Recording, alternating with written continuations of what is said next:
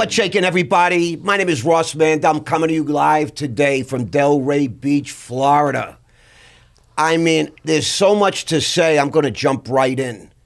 What a treat I have for you all. It's a treat for me today. I feel like a real journalist for the first time. We're going to talk about the business of religion. We've got Nathan Apffel, a two-time Emmy Award winner. We got Chris Ayoub. He's a money guy. He's a producer. He's got some tree trunks in his pants, boy. And this guy, he's a product of Stevie Kukla. We give you a big shout out. Love you. Thanks for the connection. I want to jump right in with you guys. Who the hell are you two? Nathan, let's start with you. Who are you? Tell the story. Yeah, we're cowboys, I guess you'd say. I'm a filmmaker, born and raised in Los Angeles.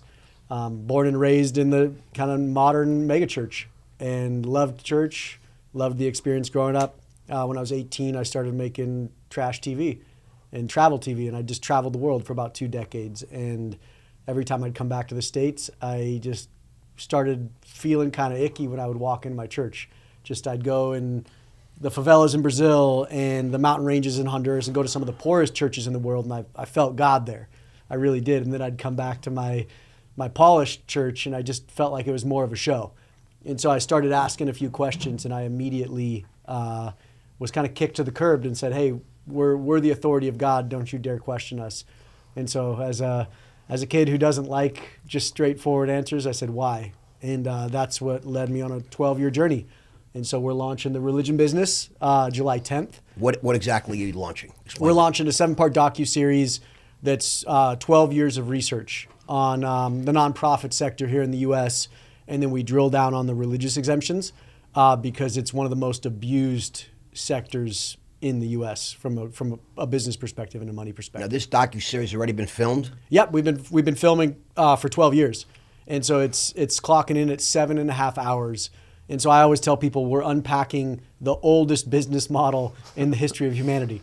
So you really have to go back 3,500 years to understand how you have that megachurch on a corner, and then an Islamic mosque on the next corner, and a small little struggling Baptist church on the next corner.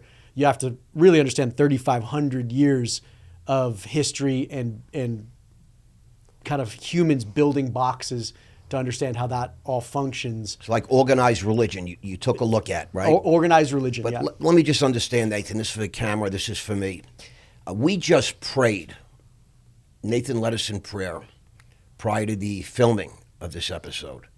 And so you do believe in God. Oh, 100%. My faith is You do believe in religion. I do believe in religion, You believe in Jesus Christ. Jesus Christ is my Savior, for sure. Okay. Yeah. Look at my shirt, Ross. I love it. Yeah. But the point is, you're not attacking God or religion. Not at all. Absolutely not. You're attacking some scoundrels that you feel you're going to reveal. You have evidence, etc. Correct. Testimony that show there are certain scoundrels abusing the trust that the faithful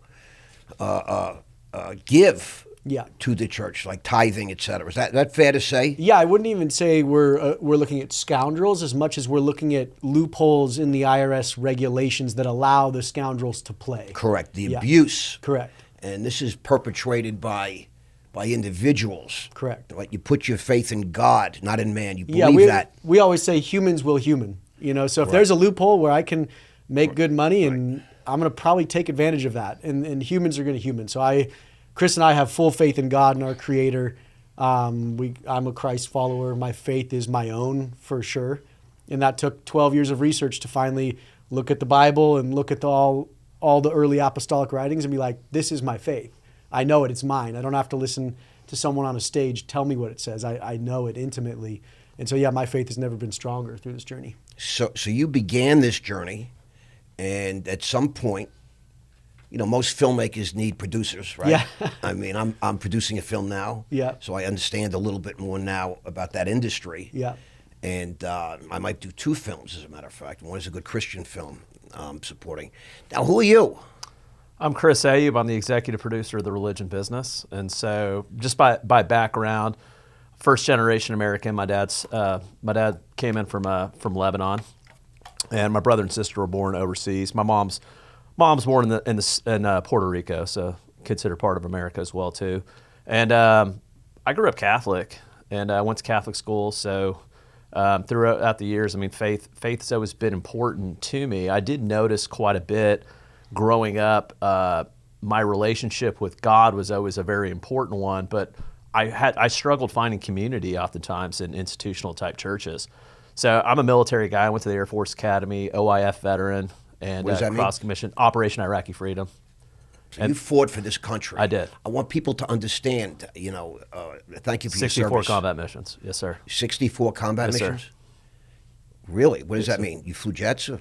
Well, I mean, when I was in Iraq, I was doing convoys and local, national escort type services. If I had to do security type services, I would. I'd escort classified communication materials in and out of the various zones through the red zone. How many years were you in the 9. Well, I was also in the Army, so 9 between the two, plus my time at the Air Force Academy. The Army, the Air Force, and the Academy. Yes, sir. So you're a solid citizen, I would say. I aim to be every day, yes. Right. I mean, God-fearing guy. Absolutely. And you're not attacking God. You're not attacking religion. No, not at all. You're trying to expose fraud and fraudulent practices that occur within this industry, like pretty much any industry. I hate to say it. The body of Christ is a very beautiful thing that can do a lot of healing in this world. We talk all the time about solving world hunger and a lot of social issues out there. And to me, that's a great function for the body of Christ. And there's been, as you mentioned, some scoundrels within the institutional side of church that has taken this is the body of Christ message and Christ's message, and has kind of gotten off of the path over time. And as a result, we don't solve global social issues, which is a huge reason why I got into this, because like world hunger and things like that never get solved, because if they do, what happens? Money stops coming in. Correct. So you have to put the cause before your personal gain. And you guys examine this in detail. Somebody once said to me that he has a formula to solve world hunger. If they really want to do it, it's very easy. Mm-hmm. And I'm looking at him like, okay, and it was a joke. He goes, yeah, we're just going to liquidate the Vatican. We'll feed the whole world 16 times over. Yeah. I haven't been there, but I'm told like the streets are paved with gold, et cetera. Like it's just over the top. It's been a while since I've been there. But in my journey, I did a lot of mergers and acquisitions. I ran a large national company for almost a decade. And I wanted to step away from that because I wanted to do something good for humanity. So I looked at the mental health institutions for a while, examined that, and then I came in to meet my business partner, Nathan. How'd you guys meet? Tell the story.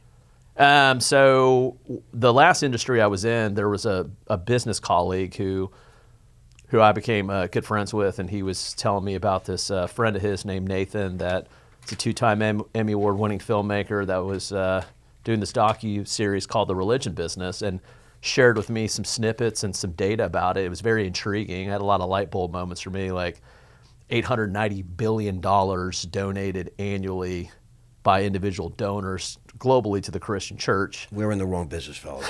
Yeah. And then another, because the religion business looks at the entire nonprofit sector also. It does a deep dive into religion, specifically Christianity, but it's also looking at the nonprofit Goliath as well, too. That's over $500 billion in the United States alone. Well, Musk and Doge are starting to reveal the problems, the theft from government, With the all NGOs. Yeah, it's pretty bad. I mean, please, kill me right now. I mean, when the Department of Justice wants to go after somebody, they start citing all this stuff. The facts and figures that we're going to get into today that you guys have calculated and put forth, and they all ring true to me. It's astounding. And I wouldn't be surprised if your efforts resulted in a bit of prosecution, investigation, incarceration. I mean, I'm telling you, it's crazy, right? Yeah.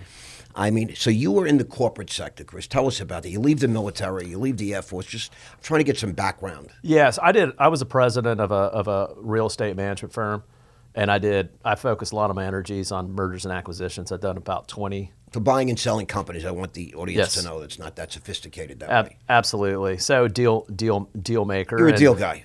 Absolutely. And every good deal and every deal that you ever should do is one that's a win-win. And I think that in this sector, we have a lot of deals that are not win-wins. And I want to make it more win-wins because at the end of the day, these things have to get solved. There's all this money out there and all these people are suffering. and it will never happen without transparency. Don't you think that every pastor should have a private jet? Yeah. It for says sure. that in Corinthians. Yeah, Don't you think so? I agree. I always found that strange. But this is what I'll tell you, though. If your congregation wants you to have a private jet, Right. that's up to your congregation. 100%. It's up to the individual donors. Our thing is there's two big differences. And this was one of the things when Nathan started talking about the religion business, I had a light bulb moment, right? I get He'd it. been in the trenches for almost 10 years. So I'm over here on the outside looking into this now, and I have a light bulb moment that really resonated with me. I mean, I told you about this, the concept of how much money came in, but one of the biggest things is that there's two types of nonprofits. You have a secular nonprofit and a religious one. The secular nonprofit turns a Form 990 into the IRS. Revenue, expenses, it's not a perfect thing, but there's disclosure involved. There's That's the some secular. Let's talk about it. Yeah. Let's break it down. Yeah. Because for you, it's a matter of fact. yes, sir. To me, it's no, but to the people watching, they don't understand this. So I want, a lot of people nod their head. I'm not that kind of guy. I want to understand. So there's two types of NGOs. Is that what you're trying to say? Yes. That we're going to talk about today, really. And one is, you called it a secular. Secular, and then you have the religious entities. Right. So a secular turns that Form 990 in. Still it's a form of- tax exempt with tax Yeah. free. Yes. Yeah. There is Some reporting requirements. Yes, there's transparency. Some. Therefore, there's accountability. Right. Some transparency, therefore, there's some accountability. Flip over to the religious side. They don't have to turn anything into the IRS. No Form 990s, no financial documentation Nothing. of that. None. So it is a complete dark hole. And what do humans do in dark holes? Whether there's no light, they're going to human. So the system is automatically set up to fail. Karl Marx said, why all governments will fail is because human beings are involved. He wrote that. And to some extent, he's right. You've seen what's going on in this country. I mean, it's a shit show. We're $37 trillion in debt. Our airports are a third world country. Our roads are crumbling. Our bridges are going to fail. I mean, air traffic control technology is 40 years old. But we have a lot of money to send to these NGOs. $37 trillion in debt. I could live with that if our country looked like Japan. Yeah. Or Germany. Beautiful airports, beautiful bridges, modern technology. This is a fucking shit show, the United States. What they did, they robbed this country out. And I think that, by you revealing this sort of corruption in the business of religion, you're going to do a lot of good. You guys are like the Doge, the Elon Musk. We were doging before Elon. Well, I love it. We're going to steal that term now. So, all right, you're a military guy. Yes, sir. You make the move into the corporate world. You're obviously pretty talented. You rise through the ranks, right? Yes, sir. President of a company. Yes, sir. See how he says, yes, sir? That's military training. Yes, sir. Guys that I talk to now, like, yo, bruh. What's up, bro? Bruh. Not even bro. They can't go with the bro. They go to bruh. B-R-A-H. Actually write that, And so you're pretty smart guy when it comes to business and opportunities, et cetera. Is it fair to say you cashed out, you made some money? Yes, sir. Okay, and now you're the principal money behind this endeavor, is that? Yes, sir. Okay. And you look like a filmmaker. Oh, thank you. I mean, literally, if I just put a picture of you up on the wall, I said, if you guess his occupation, one of the choices would be filmmaker. Everybody would pick filmmaker. What's the other guess? That's what I want to know. A stoner. Yeah. Pot dealer. I'd make more money doing that. Back in the day, I would. Writer for Rolling Stone. There you go. Church of Weed, Nathan. You just There got that cool Hollywood filmy look. You're thin, Hollywood. obviously. I don't got those tree trunks. You don't have those tree trunks. But you know what those cost him? Stevie's not cheap. All that protein. I mean, think about it. My goodness. Those squats, hack squats. Oh, my God. I mean, we are in for an amazing story. So it's a 7-part investigative series, correct? Yeah. You call it a docu-series. It's a docu-series, yeah. We're going to get to that. I have no idea what that really means. And it's the religion business. There's a $1.42 trillion. That's the money. Yes, sir. That's involved in religion and nonprofit industries. And let me clarify. That's just from individual donors. That doesn't include grants, government grants, corporate grants. That's just individual. And there's donor so many dollars. grants. Correct.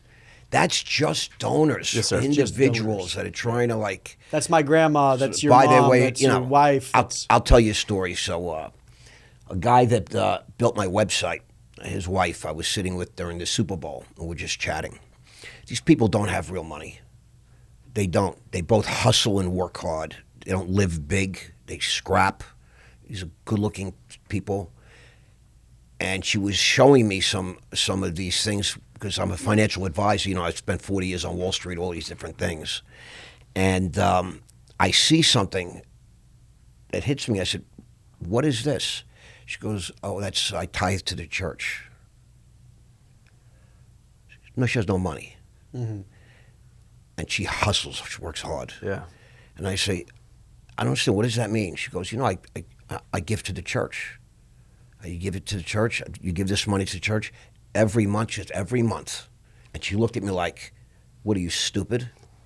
Yeah. And I was like, what a beautiful woman she is. And the thought that somebody is basically backdooring that money or living a lavish life on her dime.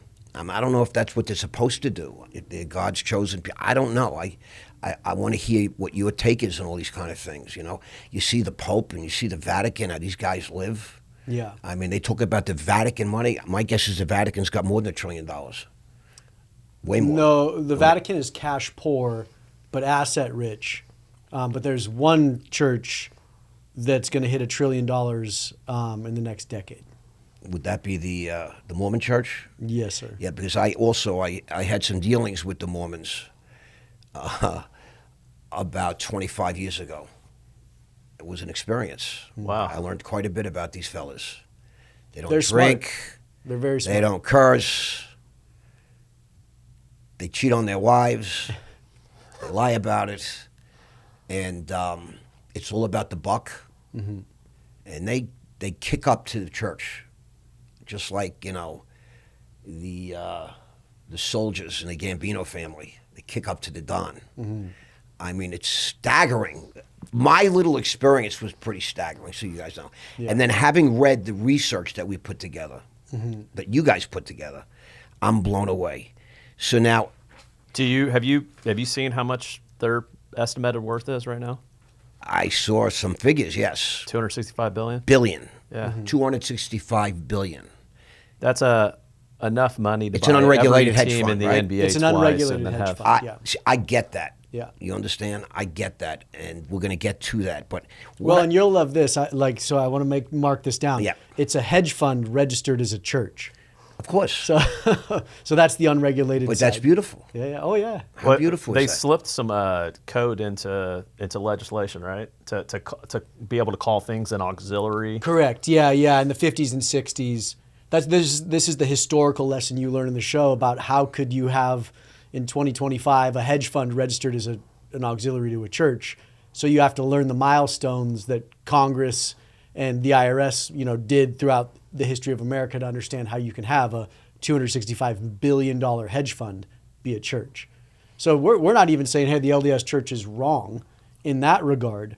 We're just saying, how does the IRS and Congress allow this You're to just happen? pointing that out. Yeah. It's like Harvard, this university that's allowing anti-Semitic things happening, mm-hmm. pro-Palestine kind of things. That strikes me particularly hard because I'm a Jew.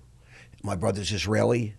I've been to Israel many, many times. And, I'm not Orthodox or anything. I am a Jew, and I'm a Zionist and for Israel and all these different things. And you see Harvard with a $50 billion endowment fund. Mm-hmm. $55 billion.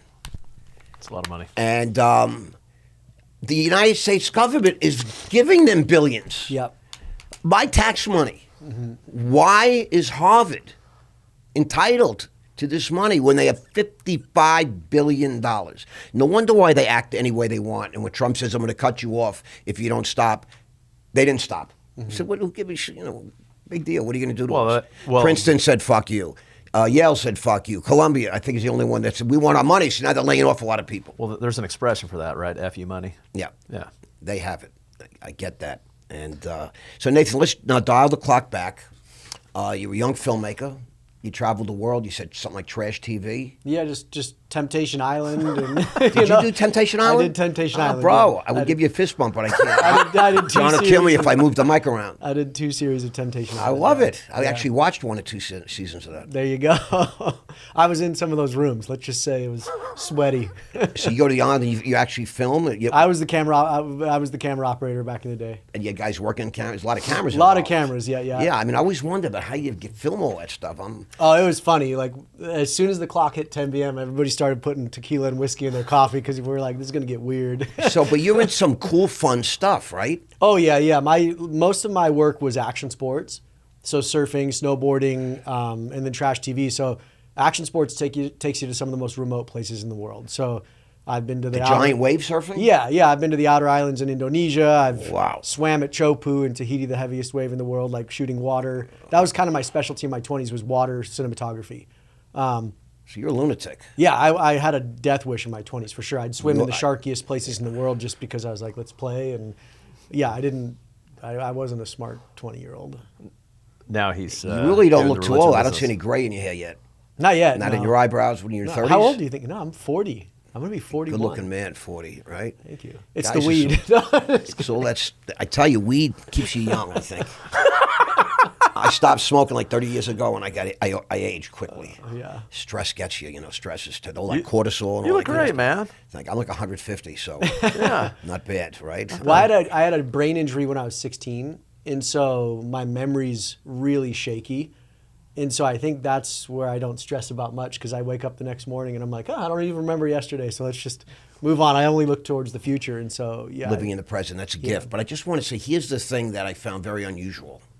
Okay, so I really looked at you guys. I view this as a very important podcast. I think the collaboration effort's going to be big. I think that this is a really important message to get out.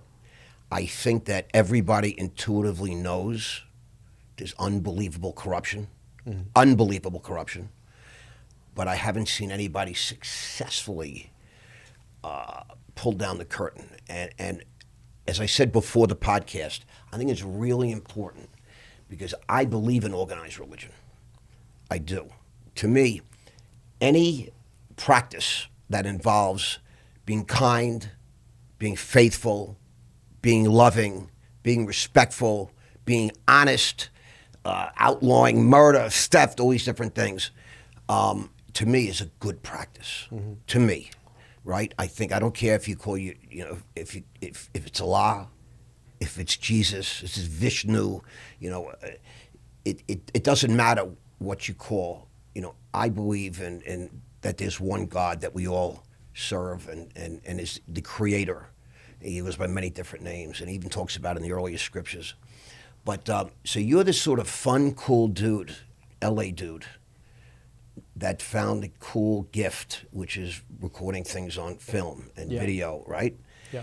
And you live in a cool life, surfing, Temptation Island, you're winning Emmys, and trash TV, that's your word, I love that. And all of a sudden, you're like doing God's work, ferreting out some bad actors, or at least bringing it to the forefront so there are people that can examine this. Is that correct? Correct, yeah. So did you have like a white light moment or something, or it just slowly? I mean, Just slowly. I think God, I've always used the analogy of breadcrumbs. I'm not smart enough to see the grand vision or really forecast much. Right. But I'm inquisitive enough to pick up the next breadcrumb. And so our prayer since the beginning is I always think been, of them as like dollar bills. Dollar bills, yeah, yeah, 'cause yeah. breadcrumbs you're going to walk by. Yeah. Oh, no, I want that breadcrumb. All right, I like that. Like money doesn't really drive me, but breadcrumbs do. Let's say buds. Yeah. Not, yeah, I don't smoke weed, by the way. You say, I'll take that. That's a joy, right? I'll take that joy. I do look like a stony surfer, but I don't smoke weed. But it's just like people would judge, he makes films, he does surfing, he does trash TV, he probably smokes a lot of pot. Yeah. But no, the breadcrumbs, I get it. I follow those. And so when you really pick up the breadcrumbs that I think our Creator puts in front of all of us, if you focus on those, I believe it aligns you with God's, with right, but this our is Creator's not will. you. Do you understand the dichotomy here? Of what? You made all of a sudden a left turn. Oh no, it's definitely or a got right turn. Let's say you're heading left your whole life, really. Yeah, yeah. And all of a sudden, I mean, this is a serious venture. Oh yeah, 12 years? 12 years. Yeah. Bro, I just did 12 years in the federal system, which was really 9 years and 4 months. Yeah. It's brutal. 12 is. years is like a lifetime. I'm exhausted from it. I have PTSD from my experience. Yeah, I was telling Chris today as we were heading over here. I'm like, I'm ready for this to be done. Like I'm ready. Like Next. The next chapter. It exhausts me, like emotionally and spiritually and physically. It's an exhausting show because I'm dissecting the thing I hold closest to my heart, which is my faith, and the institution behind it, and that's painful. Now, when you were doing trash TV, Temptation Island, all these different things, right? Did you have strong faith then? No. I had faith, but it wasn't my own. You know, I'd go to church, I'd sing some songs, I'd listen to a sermon, I'd be like, oh, cool. And I'd leave and be like, okay, I got my quote for the week that I'm gonna, try to remember as I go drinking the next, Sunday night and, doing what I do. And it wasn't until I started researching the show that I actually opened my Bible and I'm like, if I want to do this show, I need to read this book that, is quote unquote the Christian Bible. And so 12 years ago, I did the first pass through the Bible, and I was like, whoa, this book is different than what I was taught on that stage.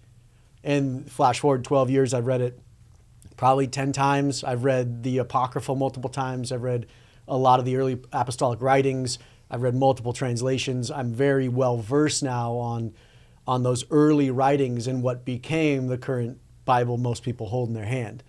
And after I did all that research, that's when I was like, whoa, now I know it.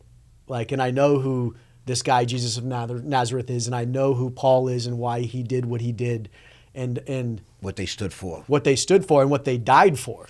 What they died for. And that's a big thing is... Amen. Yeah. So the reason I go like this, and I'm hammering you like this, is because my guess is there's going to be a lot of guilty parties at play. And what they're going to do is they're going to start attacking your character. Because that's what happened to me. A bunch of guys that were really robbing customers from the brokerage firm got caught red-handed by the FBI, facing 20, 30 years life. And the FBI's like, well, if you can't give us someone more important than you, well, you're going down, boy. We got you. They have audio, video, all these things that were doing bad things. And so they said, if you could find something on Mandell, I mean, that's how it works. That's how our system works. Telling someone bigger, whether it's true or not, just do it. Yeah. And you could get out. Find the man, find the crime. Right. Joseph Stalin said that. Give me the man, I'll show you the crime. But I just want you to know that you're going to be attacked. Your character's going to be attacked. And now I find a guy that was sort of like a fun guy doing fun kid stuff. And all of a sudden, it's like you grow up, you have like a moment. I mean, to me, you're a finger of God in this instant. In this matter, God has sort of directed you. 100%. And God brought you, Chris. 100% He brought you this money. Well, I think my initial comment to Chris Right, was like... support there's so many elements, but I'm fun. I like to make fun. Yeah. I said I need a brother in the trenches because it's going to get gnarly. It's going to get dirty. Yeah. And before I came onto this, he had put a decade of his own money, his own sweat, his own tears into this. This is a man on a mission. So you put your own money into this. Yeah. You weren't hired for this, No. My mission is always, like I said, money's never been my goal. So anytime I'd make money off of a TV show or have a windfall from something, I'd just turn around and create something else. So a great example is my brother-in-law is dying of a rare genetic disease called Huntington's. It gets no federal funding because there's so few people with Huntington's in the U.S. And so I had come off of a big commercial series and I just serendipitously met Chris. I serendipitously met this woman with Huntington's, and her husband was doing the race across America to raise money. And I'm like, I'm making a movie about this. It's like a Forrest Gump thing. And so they rode nonstop across the U.S. in the race across America, and I funded that show, and it became the largest educational tool in the world for Huntington's. So in this case, you didn't go to Paramount or Netflix and say, I got a great special, I just need $100,000, right? I just said, I'm putting my money where my mouth is. I'm going to go shoot it, and it's on Amazon. And that's always... Is it on Prime? It's on Prime, yeah. Right now? Yep. What's it called? The Longest Journey. The Longest Journey. That's the title. Yeah. If I want to punch it in. You'd find it. Yeah. Prime Video, The Longest Journey. And that's what, part 1, part 2? No, it was just no. So that's a movie about Huntington's, right? Oh, so that's that a was, hunting disease. Okay. That's just always been the way I've structured business. Is I put my money where my mouth is. I believe in my talent that God gave me. I just want to tell stories that impact the world. Like most of my shows are either trash TV where people are hooking up, or it's like I'm trying to change the world for the better. I don't know which one I'm more interested in. I gotta think. Yeah, I'm a man child. But on this point, Yes. it's an important thing to say. Like Nathan and I refuse for any. Like we've had people ask us, "Hey, can we donate to this? Can we invest in it?" And the answer every time is absolutely not, because we do not want anyone other than the two of us to have their hands in this. It's the whole reason why we didn't go down this distribution path of selling our rights off to one of these big distributors, because at the end of the day, the integrity of this show like has to stay intact. We know how the game goes. Oh, we'll buy it from you. We'll shelf it. We'll buy it from you. We'll take this line out. We'll buy it from you. And then I know the business world. On my board that's his pastor, and he's in this show. Bro, I get it. And no, thank you. So God's blessed us with what we need to get this out there to the world, and that's all we need. Yeah. Do you have any idea where this docu-series will be aired yet? Yes. Can you share with us? A little bit of it. Go ahead, Nick. Yeah, it'll be on Amazon Prime. Prime Video. It's going to be on Broken Shepherds, which is our technology we've built, and then we're working with Apple TV right now to get it on Apple TV. Our goal is basically to saturate the market on as many platforms as possible, to where no one can yank it down. And so our goal is reform at the federal level. So we're not here to mess around. Right now, we have some completely set in stone, and then we have others that we're trying to get. Mm-hmm. Because if someone takes it down on one platform, we need to have. Well, my guess is even the platforms you're on, you're going to receive a lot of pressure. Well, that's why we're putting it on our own. Right. You get it, right? This is what's going to happen. 100%. You know that. This is big money. Yeah. This is big influence. We got permanently banned from TikTok over a year ago for garbage. The Chinese banned you. Isn't that funny? Yeah. They banned us as and the Chinese believe in no religion. Yeah, as child endangerment. Child endangerment. Yeah. They banned us as sex trafficking. Yeah. It's the one thing that they could flag where we could never appeal and get our account back. Yeah. Are you trafficking people? No. So where do they get that kind of thing from? By the way, that came out like 6 months after they banned us. When they first banned us, it was saying we had a post on drugs and alcohol. There was no post on drugs and alcohol. We asked a question: who's worse at managing money, the U.S. government or the religious institutions? That's all we asked. That got flagged for drugs and alcohol. Well, the religious institutions are brilliant at managing money. The U.S. government is a disaster. Social Security, everything's going broke. True. They keep growing their money. Yeah. These Well, that's because they have connivers, an endless supply of money. these scoundrels. Yeah. Well, they don't give it away as well as the government does. You know, I was a stockbroker for many, many years. Then I became a CEO in my firm and had a hedge fund and all these different things. But when I was stockbroking in the mid-'80s, a friend of mine, I don't want to say the church, but was a member of a church, big, magnificent church in New York City. I mean, this church has to be worth $250 million right now, $300 million. I mean, it's ridiculous. In the heart of Manhattan, the property they own. And I met with some senior people there, and they gave me some money to manage. It was a lot of money, over $20 million to start, because I had shown tremendous performance with this guy's account. And then the next leg up was a lot more money. And I felt very uncomfortable at some point. Like, if we lose money, you're going to disappear or something. Like, I was like, I felt tremendous pressure. And then, of course, you know, we had a little thing, and then the crash of '87 happened, and I just let that slide. I had no interest in dealing with these people. I did feel like I was dealing with something that was not right. And they used to call me Big Balls Ross Mandell on street. And yet I felt so uncomfortable with this particular group. So I understand a lot about this kind of thing, but I want the world to understand we're not attacking Jesus Christ. We're not attacking God. We want to.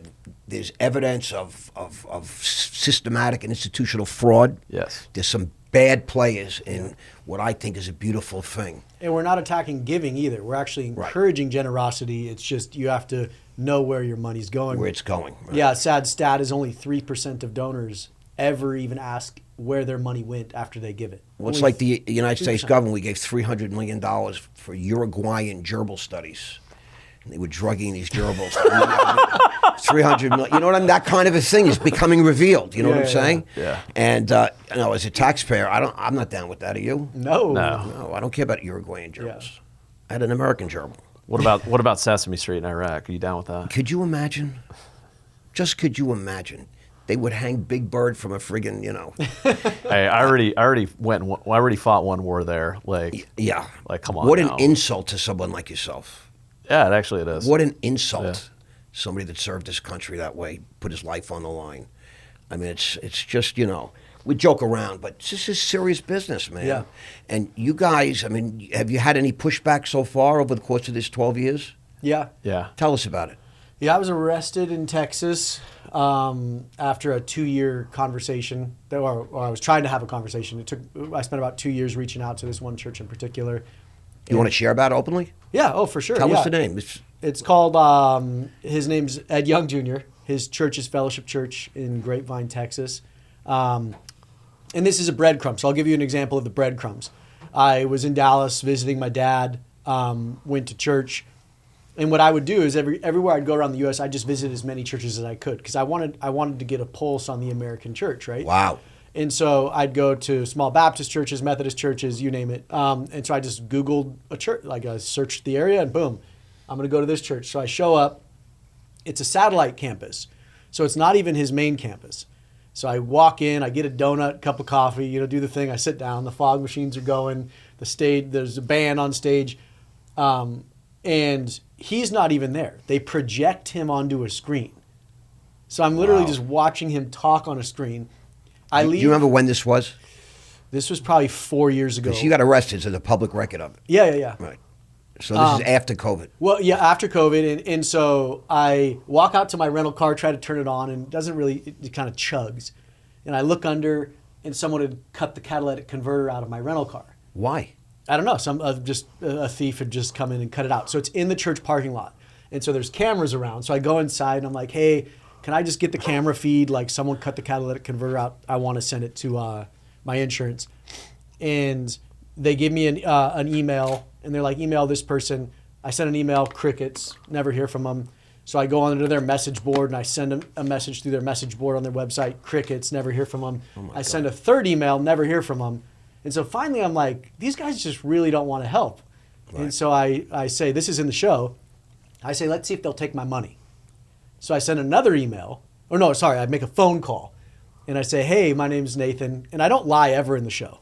And I say, I was at your church, and I live out of state. I live in Utah. I'd love to give you money. Give me a call back. Let me know, how I can give you money. Less than 24 hours later, boom, I got a call. You can give us jewelry, Nathan. You can give us land. You can give us money. You can give us stocks. They would take any and everything, but they won't help you. And so that kind of got me fired up. So we have private investigators that are working on the show. So I kind of turned my private investigators onto them, and I'm like, hey, we want to look at this church. And we get some really juicy data about where the pastor's spending money. Talk about it. Tell us what that means. Tens of millions of dollars in homes. There's in the IRS regulation and guidelines, you can take what's called a housing allowance, a tax-free housing allowance. Right. So you can offset your tax burden by using this housing allowance clause. And like all language, it says it has to be a reasonable housing allowance. Well, who defines what reasonable is? Well, obviously the king and queen. Exactly. So I know some of his mortgages. So his mortgages were upwards of $100,000 a month that the church was paying for. And no congregant knew that the church is forking over this money for this house in Dallas. Come to find out, there's another home in Florida, right here in the Keys. Naturally. Of course, he needs his vacation What's the matter with you? And then there's another house on his church's ranch. And so I finally am like, hey, and the data we have is from 2008. And He probably has more than that now. I mean, well, that's so it's probably in the because Cayman Islands, Switzerland. yeah. So these pastors don't have to disclose their data. So the only reason why this 2008 document was out and found was because there was a lawsuit against him, and so it was through discovery that this document was floating around. So you really had to dig for it. So I call his lawyer, I call the church's general counsel, and I'm like, hey, I'd love to know the current data, because this data is from 2008. Like, you're talking about 17 years later. So I guarantee you that number's larger. And the lawyer doesn't call me back. So this is the general counsel for the church. The general counsel was ordained. So a lawyer became ordained. And so we asked the question, why was this lawyer ordained? The church can only give housing allowances to individuals that are ordained. So I'm getting ordained later today. exactly. So come to know. find out, guess who began to take a housing allowance from the church? The lawyer. Right. After that, why pay him cash? Exactly. I get After it. that, the lawyer became the CFO of the church. So he is also the general counsel and managing the books of this religious institution. Risk mitigation. And he's ordained. And he's ordained. He's been sent by God. That's what you call a conflict of interest. So I call him. So I'm in Dallas, and I call him again, and I say, hey, I'm in town. I would love to talk. We're coming to church on Sunday if I don't hear from you. And so I gave them every out, and I want to talk, and never heard from him. So we showed up Sunday morning, and we're not disruptors. So we don't walk into this church service yelling and pointing fingers. No, we just wait.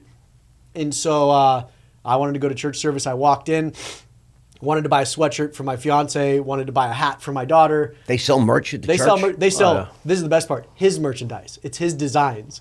So he's an artist Well, as well. he has to get paid a fee for that, obviously. You understand? It's not free. And so as I'm at the counter, this is like within me being there for 3 minutes, security surrounds me. And they're like, they asked me who I was, and again, I don't lie. And they're like, you need to leave. And I'm like, what? Why? I want to go to church. I want to buy your merchandise. I want to drink your coffee. Why are you kicking me out? And you've donated. And I donated. So, and I'm a tithe giver to this church. And that's the hook, is if I give you my money, I should be able to ask financial questions, right? Just like if I invest in your publicly traded company, I can see your financials. If I give to a secular nonprofit, I can see where that money goes. But if I give to a religious institution, Under the law, you're not entitled. they're not. No, yeah, Under I'm the not- law. I'm That's not it's very entitled. important that Yeah. the laws were created by man, not by God. Correct. And so under the current regulations and guidelines and precedent, because this is a big one, most of this isn't even law, it's just precedent. Legal precedent is critical. Yeah. And so they kicked me out, and they said, Nathan, we're going to criminally trespass you if you don't leave. And so on camera, I said, so if I leave, you won't criminally trespass me. And they said, yeah. So I left. I waited for the next church. This is on camera? This is on camera. This whole thing's on camera? This whole thing's on camera. This is in the show. Oh, my God. This is in the show. They're in trouble. Yeah, and so I leave, and then we come back for the next service, and I have a sign at this point, just a sign. And it says, Ed Young, what is your housing allowance today? Actually, I have two signs. One is, what is your salary? And one is, what is your housing allowance? I don't even go in the church. I stay in the parking lot. And as we're standing there, this golden Range Rover, which come to find out has bulletproof glass, comes speeding through the parking lot, and the gate was closed. So he jumps the curb, runs across this grass area, jumps the curb onto the road, and just takes off. And it was the pastor. It was Ed Young, because we were waiting for the church service to get out. Get him on camera, right? Yeah, right, so right. he just speeds away. So we walk into the parking lot, and instead of anybody approaching us saying, hey, Nathan, let's talk, 20 armed security guards surround me. And I'm just this dude with not tree trunk legs and two signs standing there.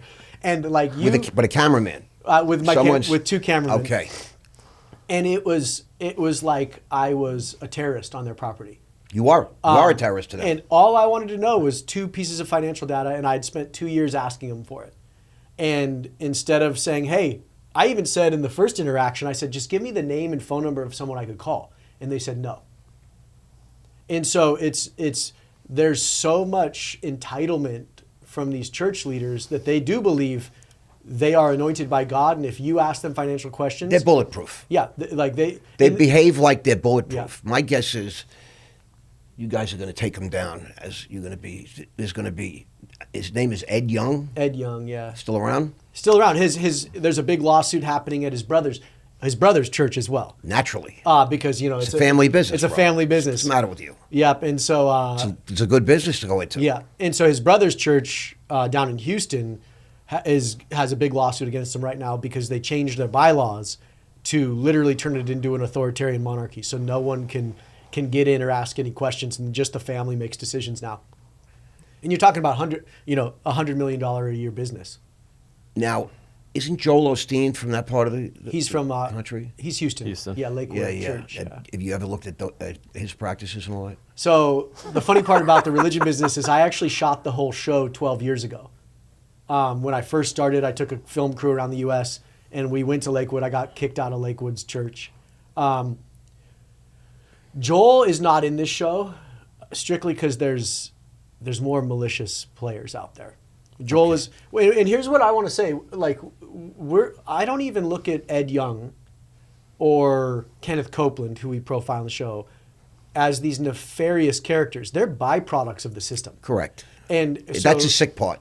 Like garden variety players that have $20 million homes and $100,000 a month mortgages, and golden Range Rovers that are bulletproof. Yeah. I mean, this kind of craziness. I'd love to see his car allowance. This guy. yeah, well, we know that there's multiple cars. They have 30 cars. Yeah. Well, So- They church need a lot of related. space to park his cars too, don't Well, they? and they just the stories just keep getting better, right? So we probably shot this. My trial ended 3 months ago? Yeah, I think this 4 is months like ago? nine months ago. So is this is when probably What do you 9 mean months trial? ago. What's up? You said my trial You got I had to go arrested. I got arrested for criminal trespassing. So the second time I went back to the church in Texas. in Texas, the 20 armed security guards surrounded me. They roughed me up. They violated my civil rights multiple times. My elbow is still, I can't straighten it, so I'm getting work done on that. Did you sue? We talked to lawyers about it, but they're like, "Is that your goal?" And we're like, "No, we want to." That's how you get information. Yeah. So, well, Through the legal process. That's how you get discovery, et cetera. so we've got Right, angles for that coming down the right. pipeline. But so they called Grapevine PD. Grapevine PD came, arrested me, spent the night in jail, and so they brought me back five different times to court over criminal trespass. Just harassment. Yeah, pretty much. Well, you know, the chief of police is probably ordained as well. Just, Yeah, exactly. It wouldn't surprise me, you know. Yeah. Good old boys. So this is really, just that story alone is wild, and that's nothing. There's more. That's nothing. Yeah. Tell me about this. You mentioned the guy's name, Kenneth Copeland. Kenneth Copeland. Yeah, he's the guy most people know. He was the one that said, like, I don't fly on public aircraft because there's demons in the tubes. Of course there are. You know, and he pointed at the camera, and that's Kenneth Copeland. So I got an up close and personal experience with Kenneth. We ended up at his church. Where's he from? What part? He's from Texas as well. So a lot of this, so far we've isolated Texas pretty much. Well, and it has to do with the state laws that allow for this type of business to happen, right? So that you have state laws. Also, and you federal can't laws. be in 50 states and 500 communities, right? So you're limited to, Yeah. Well, and and the law is favored what they're doing. correct. Yeah, Texas law favors it. Like Right. in Texas, a private plane is considered a house of worship, so it's tax free. So that's why there's so Naturally. many. That's now why I know there's- why Chris lives in Texas. Exactly. He's been revealed. I bet you he's going to say one day, he's going to be like, Nathan, feel like I've been commercial. ordained for 20 years. Well, I mean, I did do my cousin's wedding, so. Oh, there you go. Wow, officiated a wedding. I was ordained Did for you have- 2020. You're like a reverend, though, not a. Correct. Is there different levels of these things? I mean, I literally went online and paid $29.99 and got a license. Really? Yeah. And there so you was- can marry someone? I want to I do that. can. I have a friend who Yeah. wants to get married. I'd love All to. right. So I Let made me a know. joke. I'll officiate at your wedding. Everybody laughed. There you go. Guess what? Yeah, but so Kenneth Copeland, he has one of the most expensive. What church? Eagle Mountain International Church. Eagle Mountain, Mountain International. International. Yeah. And what's his name? Kenneth Copeland. Kenny, we're shaking, baby. We've got big problems coming. Kenneth's a fun one. He's he refers to himself as a prophet. Yeah. Oh, false prophets, Yeah. God doesn't treat them kindly. Yeah. Go ahead, tell us more. So he has a 19,000 square foot parsonage, which means it's not his house, it's the church's house. Of course. So you learn about parsonages in the show because parsonages back in the day were attached to the church. Correct. So it's where the pastor or clergy would live very humbly. But so he ended up buying about 1,600 acres in Fort Worth, on the outskirts of Fort Worth. How many acres? 1,600. Okay, it's And nice. he called it the revival capital of the world Okay. And he promised, so we have his original mailers from the 70s. So what he would do is it was a 6-page mailer, and it was basically his pitch. And he would send it to a couple million people and ask them for money, and X percentage of those people would send money back. And I'm in the wrong business. yeah. And so mailers were a really big thing in the 70s. And like before my grandma passed away, I remember we were up at her house and we were going through her mail trying to clean up, and she was paying dozens of these types of pastors. Every month she'd write a check and they'd send her mailers. They'd send her like a cloth with anointed water on it, and she'd send them money. It's like the 70s and 80s were really hot for these mailers because it was, People believed. People believed. People believed. There's only a few TV stations. Yeah. On a Sunday morning, you see them preaching and this and that. There was no way to get real information like today. Things have become a lot more transparent. Yes, which is a good thing. So like, this is a fun one. So think of this 1,600-acre lakefront property. So it's lakefront. So he buys this raw land, and he realizes he has the mineral rights to it, of course. So he drops oil platforms on it and starts pumping oil. And so now all of a sudden he's making tens of millions of dollars off his oil platforms. Thank God he's, thank God he has all these exemptions. Yep. And he has 6 things. Oh, and he's got a private air. He bought it because there's an airstrip. And it's named after him. There's a private airport. No demons, demon-free. Demon-free. This airport is demon-free. Very important to know that. Demon-free. So he names it after himself, Kenneth Copeland Airport. And so prior to buying the land, he was a pilot. So naturally, what does a pilot want? His own airport. Right. And so he buys this property. And he's an ordained minister? And he's What's an the word? ordained minister. Yeah. A minister is above a pastor and a reverend? It's all kind of clergy, minister, pastor. But that's like the different high thing. Denominations. When you say someone's ordained, you should say minister, right? Yeah. Ordained means you're legally recognized Right. as His a ministry as a is clergy. his... Yeah. Right. And so he also doesn't just run Eagle Mountain International Church. He runs Kenneth Copeland Ministries. So he's named another nonprofit, or religious nonprofit, after himself. So he's got the 1,600 acres. He's got his private airplane or airport at this point. He promises to build 6 things on this property, on this what he's calling the revival capital of the world: a TV station, Right. a radio station, a ministry building, an elderly retirement community, a park, and what was the other one? The Hotel. So a Christian hotel. So you could come stay at this hotel if you give money, and ironically stream his TV presentations. Right. And so a lot of these older people that wanted to retire in what he was going to build. I know what's coming. So they would send him money. They end up leaving him money. And they left him money. A testate and He only built 3 of the 6 things he promised to build. He built the radio station, the TV network, and the ministry building.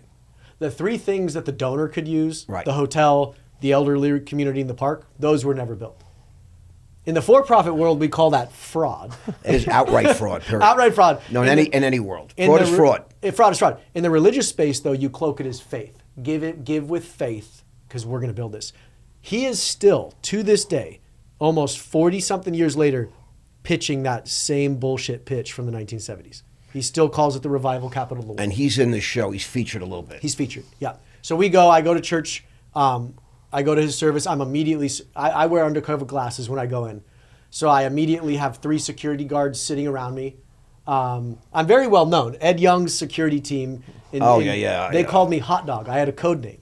I love it. It was Hot Dog. That's a good name for you. And in the security office, they said I had a 12 by 12 inch picture up on the wall.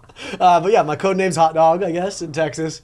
But yeah, so at Kenneth Copeland's church, I go with a big YouTuber named Tommy G, and we go to church. And our goal is to get to the parsonage, because no one's ever seen this house that the church owns. So I also give to Kenneth Copeland's church, because why? I'm a member of Kenneth Copeland's church as well, to this day. Because if I give to you and I help fund all this, you should be welcome. I should be welcome, and I should be able to ask questions about anything, accountability, transparency. Right. So our goal is to get to the house and talk about God working. Everything's gated. And so we go to the church service, we leave church, and there's this dirt road that a big rainstorm had washed away part of the road, so they couldn't close the gate. So I'm like, we're just going to drive through this gate and see where it goes. So we drive through the gate, and this is all in the show, and we get to another gate. And I'm like, guys, we're screwed. The gate just opens. And this is on camera. And so we're like, whoa. So we drive through it. We're officially on his runway now, on this private You're way. not officially trespassing, but go ahead. Yeah. But that Officially. opens a good question is like, who owns all of this? Does Kenneth Copeland? Does the nonprofit? Like, who owns this? Right, but it's really all the same, practically speaking. Yeah. But so 2 more gates open. Oh my God. And they just opened for us. This is all on camera. And I'm like, you're right. Oh my God, this is God. Yeah. This is God. And we end up getting off another gate. And we're on 1,200 acres right now. So he sold off 400 acres. Okay, because you said 1,600 earlier. This is a great note. He sold off a portion to a builder, a developer, to build an actual gated community. Right. So it wasn't the elderly community he was pitching for. He sold it off as a for-profit I venture. wonder who got paid that money, where it went. et cetera. Exactly. But you'll never know because those records are not public Unless knowledge. he's charged with something. Yeah. Correct. Yes. And he's forced to reveal, the government reveals FBI. Or he tries to sue us, and then we can do discovery that way, Correct. too. Well, that's why you're not going to get sued a lot. Well, that's Because you open up that door. Yeah, I would welcome discovery. Right, you're liable to just disappear, then did get sued. In my opinion. We're not running away from anything. We're But we don't- providing the They sources got a to all our problem using the documentation. legal system. Yeah. Yeah. You understand? Because Yeah. then it opens up the door. You Yeah. want to get sued. Yeah, we don't want to, but Well, you should also sue. Yeah. Because that also gives you the opportunity. yeah. So So wow. So we get These to are the house. Great stories. We get to the house, and there's one more gate about 200 yards from this 19,000 square foot parsonage. And in the meantime, by the way, we drove through his private hunting facility. Because I'm a hunter, and I'm like, there's deer. There's mule deer all around me. And then we get to the final gate before his house, and there's his deer stand. Oh my God. So I'm like, he literally just has this probably 50 or 100 acre chunk for his private, and it's butted up against the lake, so the deer can't. Whatever he wants. For whatever he wants. So we get to the gate. There's the gate code, and I'm like, man, we can't get in here. So I'm like, I'm gonna call the church and see if they have the code. So I call the church, and I talked to a guy named Abraham or Moses, I can't remember, sweet guy. And he's like, hey, and this is what's crazy, is he recognizes me from my phone number.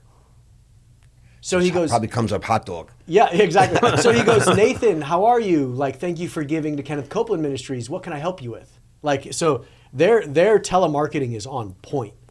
And so I was like, yeah, I'm sitting at the gate to Kenneth Copeland's house. I'd love to just see the parsonage. Do you have the code? And he's like, what? And I'm like, yeah, we're at the gate. We want to say hi to Kenneth because he wasn't preaching this You morning. said Kenny gave me the code, but I forgot. Yeah. What was that again? Yeah, and so Moses, I'm gonna call him Moses, but I can't remember if it's Abraham. And he goes, could you please hold? And he just puts us on hold, and we're sitting there for like 20 minutes. And I'm like, I don't even think they believe we made it this far because no one's ever gotten here. And so You couldn't have got out and walked to the house? no, it's a 10-foot fence. Oh my Yeah, goodness. I get it now. And so yeah, it's a 10-foot. It's like a fortified friggin' compound. Yeah, and so I'm like, let's drive back to the tarmac. At least someone will see us from the airport security or whatever. So we drive back, and sure enough, within minutes, boom, 2 armed private security guards show up.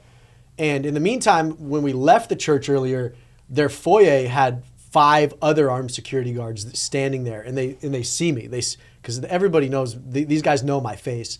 So 2 of those 5 show up. They're very cordial, actually. They're very helpful. They're like, hey, we understand what you're here for. Like, could you please leave? And again, I don't push back. And so I'm like, yeah, let's move off the runway, and I'd like to talk to someone about.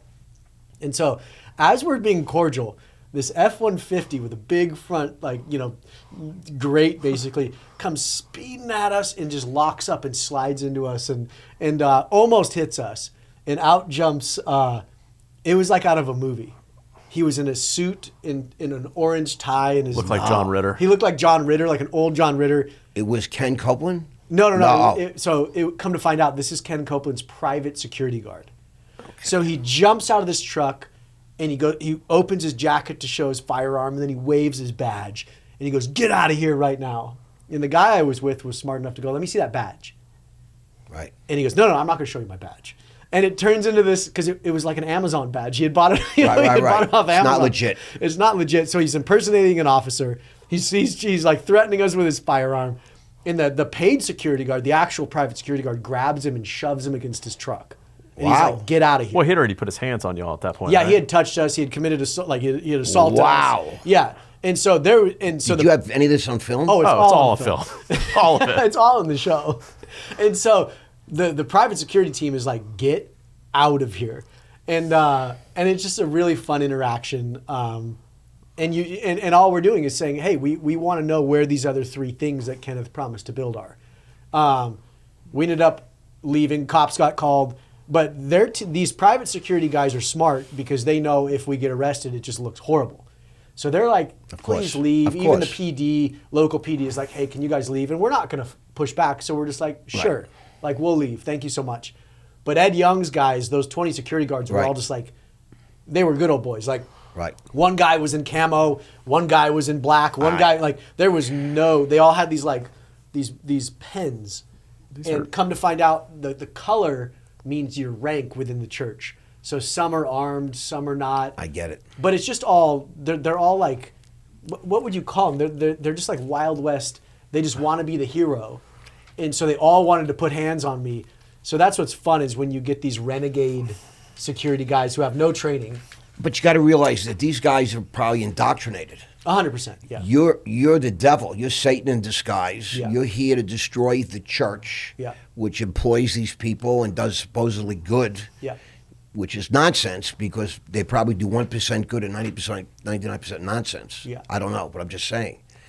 I mean, these are crazy, crazy stories, and you have this on film, etc. Yeah. Well, Yeah. and the cool part is like, And this is not fiction. this is not fiction. I want to make sure that we get this. Yeah, this is real. This is Yeah. real. And the cool part is 1 to 2 security guards from each team ended up reaching out to us. Some would quit. Right, exactly. One guy who ran security for one of the churches looked at the tape, and he personally reached out to me, and he's like, they should have never done any of that. And he's like, all our protocols are set against that. Right, touching you, putting hands on you, and so they're on a like, hey, camera. they apologize. Like multiple would call us and be like, "Hey, we apologize," and it just goes to show how messy these systems are because of the lack of accountability and transparency. And with precedent, they just believe they are above the law, so to speak, and they can do it. They are above the law. Yeah. They're doing God's work too, and most of them probably believe it. Oh, I would argue most. You of need them some do, yeah. whistleblowers. That would Yeah. be really helpful. We have We've, money. we've got a lot in the show. Oh, all right. This is really great news because people that actually were part of the detail. Yeah, we have financial data from Kenneth's. We know exactly how much they generate through those mailings every month, and it is big numbers. We're going to get to all these things. I'm so excited right now. I'm all jazzed up. I can't wait to watch this. Yeah. I want a private screening here. Yeah, you'll get one. Yeah. This is really big stuff. Now, let's dial it back. This is going back to the 12 years, right? You were telling that story about your church when you came back from a trip where you were doing business away. Yeah. You came home, you went to church, you didn't feel right, you started reading scripture. So you started investigating. Yeah. The very beginning we're going back to. Yeah, I started asking very simple questions, like very Right. simple questions. Right. Just basic stuff that seems sort of like curious, like obvious to you, right? Well, there was 2 instances in particular. One was a mentor of mine passed away, and he had been one of the founding members of what became a mega church in San Diego. Took it from a couple people to thousands, and a great guy. And so as a creative, I wrote a poem for him the morning I found out he had died. And That's beautiful, It was a Nathan. sweet poem. It's beautiful. I hired an illustrator, and they created a children's book because this dude was just amazing with kids. And so we had a couple thousand copies printed, and at his memorial at the church, I put the books out, and I said, hey, you take one or donate. All the money that you donate goes directly to his wife. We raised something like $20,000. It was crazy. And as I was turning around to give the bag to his wife, the pastor came up and said, we'll take this and we'll set up a fund and distribute it for her. And I was like, don't touch this woman's money. Like, get out of here. And it Wow. was the weirdest interaction because anytime there's money at the church, I feel like It's their money. it's their money. I get that. There was that. And then at the same church, my youth pastor, who was my junior high pastor, and then my high school pastor, had adopted children. Coming to find out he was molesting and raping them. He's in jail to this day. And that interaction, I was like, how? And he was being primed to take over this megachurch, to become the head pastor. Wow. And I'm like, how can that happen? Like, how can a despicable human like that run free for decades in these churches? It's happening in churches across the world. Yeah. I mean, it's like someone told me that this whole faith was basically built on homosexuality going back thousands of years. And when you had kids, 2,000 years ago, and all of a sudden little Tommy was more interested in little Chris than he was with little Samantha. They didn't know what to do with the kids, so they gave it to the guy in the black robes, and the church said, "We'll take him in." Yeah. And it grew like that. Interesting. And it's a home of pedophilia. It's being revealed more and more and more that pedophilia is now not even uncommon. It's actually become common. Yeah. And it's frightening to me. It's the biggest problem we have in our nation today. It's frightening to me. And I just found out as a father that people we know. There's a man, a couple got divorced. There's two little girls. They split custody, and allegedly he's been molesting the girls. I mean, and I didn't even want to know now that I know, I have like a moral dilemma. Now that I've been told. I wish I didn't hear that, because now what? Now it's not my business. You don't know if it's true or not. You don't know if it's factual or not. One word out can destroy somebody's reputation in life forever. Yeah. But in one case, it should. Yeah. In one case, it's a horrible thing to falsely accuse somebody. And I was in prison in Miami, and I was in a real prison, and it was called the PC, the Protective Custody. There were 6 PCs in the United States in the federal system, and there was a particular unit. And I was teaching myself and my cellmate, 2 educated, very successful men. He was an attorney. I was a CEO, stockbroker, firm, hedge fund manager, all that.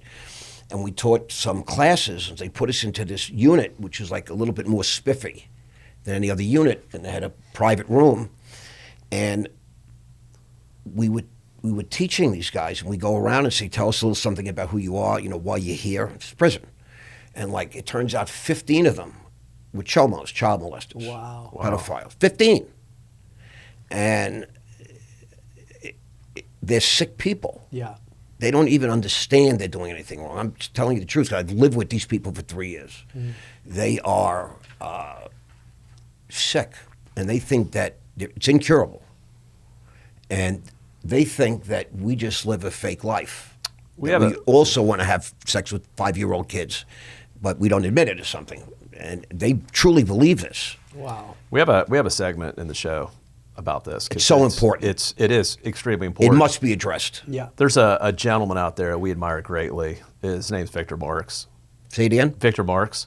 Okay. You got to check this guy out. Incredible. He's done amazing work in the human trafficking space globally, and is very focused here in the States. But it is the biggest problem. The statistics he shared with us are disturbing. And I don't have no idea how government officials aren't declaring that an emergency. Because they're involved. Half the government. A full out on attack. Yeah, let's just flip everything over then. Right. Yeah. Well, Do you know Paul Hutchinson? You know that name? Yeah, Know him very well, yeah. Paul. Yes, Yeah. he'll be here Oh, nice. Yeah. Tell him we said hi. soon. Yeah. He's all excited to come on. And I was really staggered by some of the things I heard. I saw that movie and all that. He's Yeah. actually in the movie. He's a Yeah, cameo. he's the EP for it. Yeah. Are you in this docu-series? Am I going to see you? I may or may not have played a Roman guard too. You flash in those trunks? They were covered with a robe. A very small robe. You got to give a little quad flex. But in full disclosure, that was before Steve Kuklo started training me. Yeah. Okay. Because I don't know what's going on with you, but you look like a beast. So, was there a point in this journey, the beginning of the journey, where the sort of the question asking, the curiosity, the investigation turned into, I'm making a movie, I'm making a documentary, I'm doing what was the point that sparked that because you went from asking questions, trying to figure some shit out, to saying, I am gonna investigate one of the biggest businesses in the history of this country, and I'm gonna produce a film about it. I mean, it's a big deal. It's just not a big deal. I bought the domain 15 years ago. So the religionbusiness.com I bought when I was 25, so 15 years. I didn't know if I was going to write a book or if I was going to make a movie, but I knew the story had to be told because no one would talk. At what point did you know the story had to be told? Well, what point? There was some point where you said, what the fuck? I sat down with my brother-in-law, who was a full-time paid pastor at the time. He was the only guy that would listen to me. And he was having a rough go, so he'd come over and we'd drink whiskey and just sit on the deck and talk. And that's when I was like, okay, this story's bigger than I think. And really when I started digging into the statistics, that's when I'm like, okay, this has to be told. Because if I go to my small church down the road, the operating budget might be $500,000 a year or $200,000 a year. Nothing. You're like, okay, that's small money. If someone wants to steal from that, it doesn't affect many people. Even if I go to my mega church and the budget's $40 million a year, that's a lot of money. I can't fathom that, but it's still just $40 million. But as soon as you hear $890 billion is given by generous donors every year to Christian institutions, and this is what you learn in the show. The early Christian institutions, post-Constantine, created the first universities. The university, the idea of a college, came out of the Christian church. Correct. I knew that. The idea of a hospital came out of the Christian church. Good stuff. The idea of orphanages came out. It was because these early churches were living out Christ, and they said, hey, we want to educate people. Hey, we want to heal people. Hey, we want to help those orphans, which Christ specifically talks about. And so a lot of the good in the modern world came from this early Christian church. And so when I saw that, and then I held up the data of $890 billion a year being given by individual Christians to churches, and then I put it side by side, and then I saw the numbers it would take to solve world hunger, end tuberculosis deaths, malaria deaths, house every homeless person. I'm like, the Christian church alone could transform the world with just a small percentage of what's given. So that's when I was like, pardon my French, fuck this. Like the system has been inverted to the point where you put $1 in and only a few pennies pop out the bottom. Like Christ would, in my opinion, be in there flipping tables and whipping people, saying, what have you done to my Father's house? He was known for his humility. Yeah. He was a carpenter. Yeah. I mean, you know what I'm saying? And somehow it became the most extravagant, interpretation, right? But this isn't anything new. In 3 Gospels, it's cited where Jesus walks into the temple courts with the cord whips and was flipping tables over and said, you're turning my Father's house into a den of thieves. You don't hear that sermon that often. You don't hear the sermon also talking about giving pearl to swine for they will trample on it, right? There are a lot of things that I think... I never knew these things, so I just learned something. Because they're not stuff that you would often what hear they're on doing. a stage. Right. It would cause eyes to look at them. Yeah, so the temple, the Jewish temple back in the day in Jerusalem, that's where you'd come to worship. That's where you came to give your tithe. You'd give your 10% of what I love. You wouldn't give them 10% of your money, which currency was a thing back then. Right. You'd give them 10% of your agriculture and livestock. Whatever you could, whatever you had, right? No, it was very specific. Oh, okay, very specific. So one thing we destroy in the show we present the argument that this idea of tithing is not biblically accurate, and it's a scam or misunderstanding of Scripture that pastors use to justify raising money to build the institution. They spin it. They spin it. Yes. They spin it. I get it. But so Christ walks into this temple, and there's people selling animals because you're supposed to bring a sacrifice, and if you don't have that sacrifice, though, you can pay for it, and take a dove, and they'll slit its throat and put it on the altar for you. And they were basically ripping people off on the exchange. And so Christ comes in and he flips the tables and he starts whipping people. Literally with a whip, just whipping people. And he says, you've turned my Father's house, a house of prayer, into a den of thieves. You're making money off of my Father's house. Right. And if that's not the most vile, vigorous, visual representation of what needs, in my opinion, needs to happen right now, is the institution is so cash rich that it could radically transform the world. But what do they do instead? We need more money. Right. We need more. Right. They serve themselves. Yeah. So you start this, you decide now I'm in. I'm all in. right? And so now this begins the trek, let's say the journey of a 12-year. Yeah. Did you film the whole thing early on? Is that what you said? Yeah, I shot the whole show 12 years ago. Is it outdated now? Yeah, in edit, I didn't, like we were starting to work with the footage and I didn't have any direction. I was a single guy living on the beach in San Diego, you know, traveling the world when I... Trash TV. Like trash TV. I was just doing, I was very selfish. I was doing whatever I wanted, you know, and... Correct. And that came out in the show. I didn't have direction. There was no purpose. I wasn't here to bring solutions. It was just me pointing out what I thought were bad players. And I didn't ever get down to the foundation of the issue. And that's a biblical premise too. You build your house on rock, the house stands. You build your house on sand, it's going to fall over. So I was more focused on the windows of the house. I wasn't looking at the actual foundation. And so in edit, I didn't like it. I always say it was like me standing against a wall, just screaming at the wall. And so it wasn't the time, and I firmly believe God's using me to present this story. And so another movie came up, and I moved on to another movie and let that die. Ah, okay, this is new to me. Yeah, and this is how much I knew that show wasn't wasn't ready and it wasn't timing, because the raid system crashed that show was on. So I lost everything. And I was like, well, if that's not good, like whatever, you know, and it was just like, and I don't lose material, and I lost the whole show. And so. What do you mean you lost the whole show? The raids, so the hard drive systems that archived all the footage completely crashed. I couldn't even recover anything off of it. Oh my God. And so, and that doesn't, like, I back up, I'm very good at. Right, and so redundancy. I'm like, whatever happened, like, was meant to be. Again, I was living my selfish single life.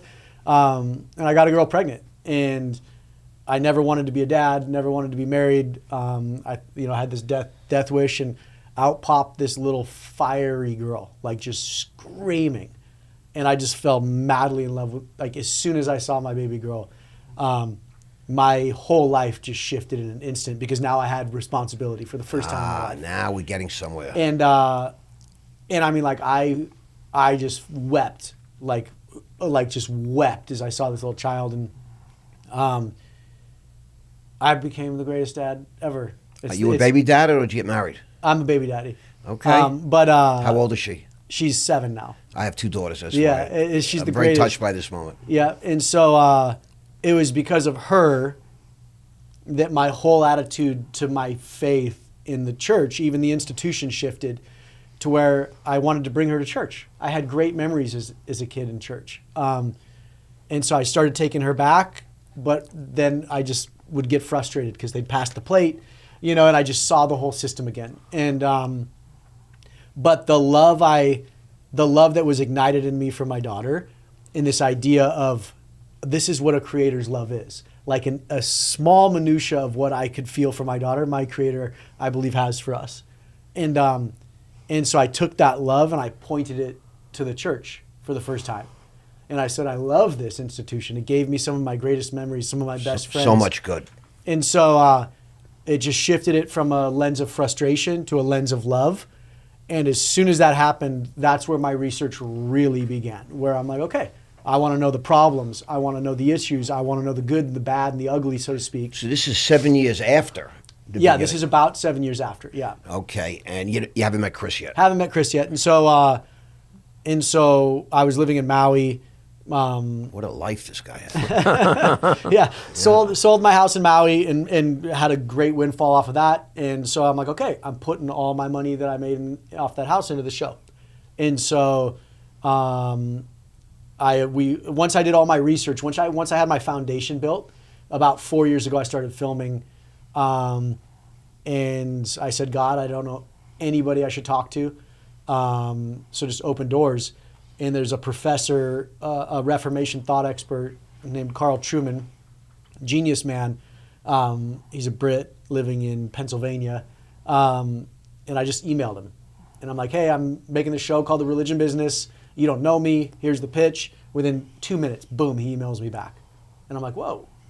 A week later, I'm out filming with him. And then 2 days later, I'm up in Salem, Massachusetts, filming with Gina Zerlo, who's one of the lead statisticians on Christianity. And you're still funding all this yourself? I'm funding all this. Okay. So then I just go on a whirlwind where I traveled the U.S. for about 18 months just filming with professors. I'm not even looking at churches yet because it's like, I just want to know, I want to get my foundation built. So I'm filming with philosophers, theologians, professors. I'm talking to pastors. And then one day I believe it was a vision from God. I woke up and I'm like, whoa, there's 10 major loopholes in the IRS tax code. From my research, we can close them all. And so I sat down that morning with a yellow pad of paper and a coffee, and within 2 hours I had sketched out a piece of technology that could close everything. And it all just has to do with light, accountability, and transparency. Disclosure. And that's where I was like, this is non-governmental. It's a free tool that is that the church and nonprofit uses, and then the donor and congregate uses. And that's where I'm like, I can't fund this. Like, I can't do a show, build a piece of technology. I need someone who is a cowboy who would get into the trenches with me. And so within a few months, that was probably 2.5 years ago. Yeah. Within a few months, I was introduced to Chris. And tell the story. It was through a mutual friend. And let's say the trust between us was tested the day we met. Yep. And it was just some shady stuff happened. Tell the story. So the individual. Story. So I had a pitch. I'm a very honest, open guy. Like, I'm like, here's the money I need. Here's the exact line items. Like, I want everything on the table. And Chris and I we had group conversations before, and he's flying in the morning. Chris is flying in. Our mutual acquaintance, our friend, sits me down and he's like, hey, I'm going to ask him for some money for something else too. And I was like, no. I'm like, we're here to pitch Chris on the religion business and the technology solution. We've had these conversations, like, you're going to, because he's a tech guy. So I said, you're going to build the tech. Like, what are you doing? And he's like, I need half the money he's going to give to build this, to finish my other thing. Something else. And he goes, Nathan, here's what's going to happen. Because Chris is there for 2 days. Yep. And he goes, you get him all fired up on the religion business. And then at the end, I'm just going to say this needs to happen. And I go, nope, you're going to do it right when he gets here. And this guy's like one of my best friends at the time. Yeah. The tech guy? Yeah. That said to him, I need half the money for... Yeah, he's not one of my best friends anymore, but yeah. Yeah.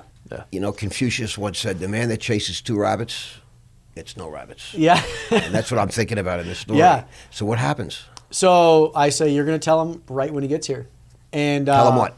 Tell him that you're asking for half this money for something else. Because I'm like, I'm not going to waste 2 days of my time and Chris's. Like, or divert half the money for the religion business to this thing, right? So, and so he did. And Chris immediately, you should tell Yeah, I was pretty put off by it because, one, I was blindsided by it. I had flown out there and I had been spending multiple conversations and doing lots of research on this topic in particular. The religion business. The religion business. And how the technology could help 100% resolve this issue. Because we haven't gotten to that yet. It's really one of the things that I loved from the get-go is we weren't just going to have a problem. We were going to have a solution. And I'm all about that, so let's go.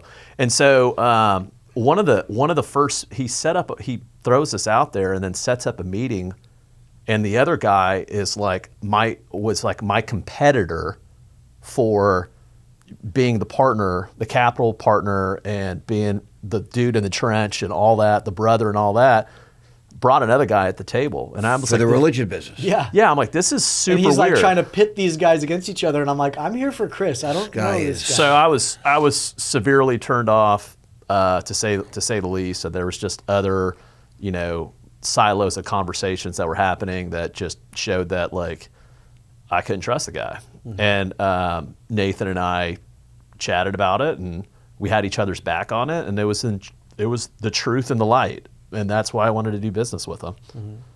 And then can I ask, what was the capital requirement? What kind of money are we talking about? I mean, it's quite a bit, but I'd rather not. I'd rather not. Is it in the millions? Yes.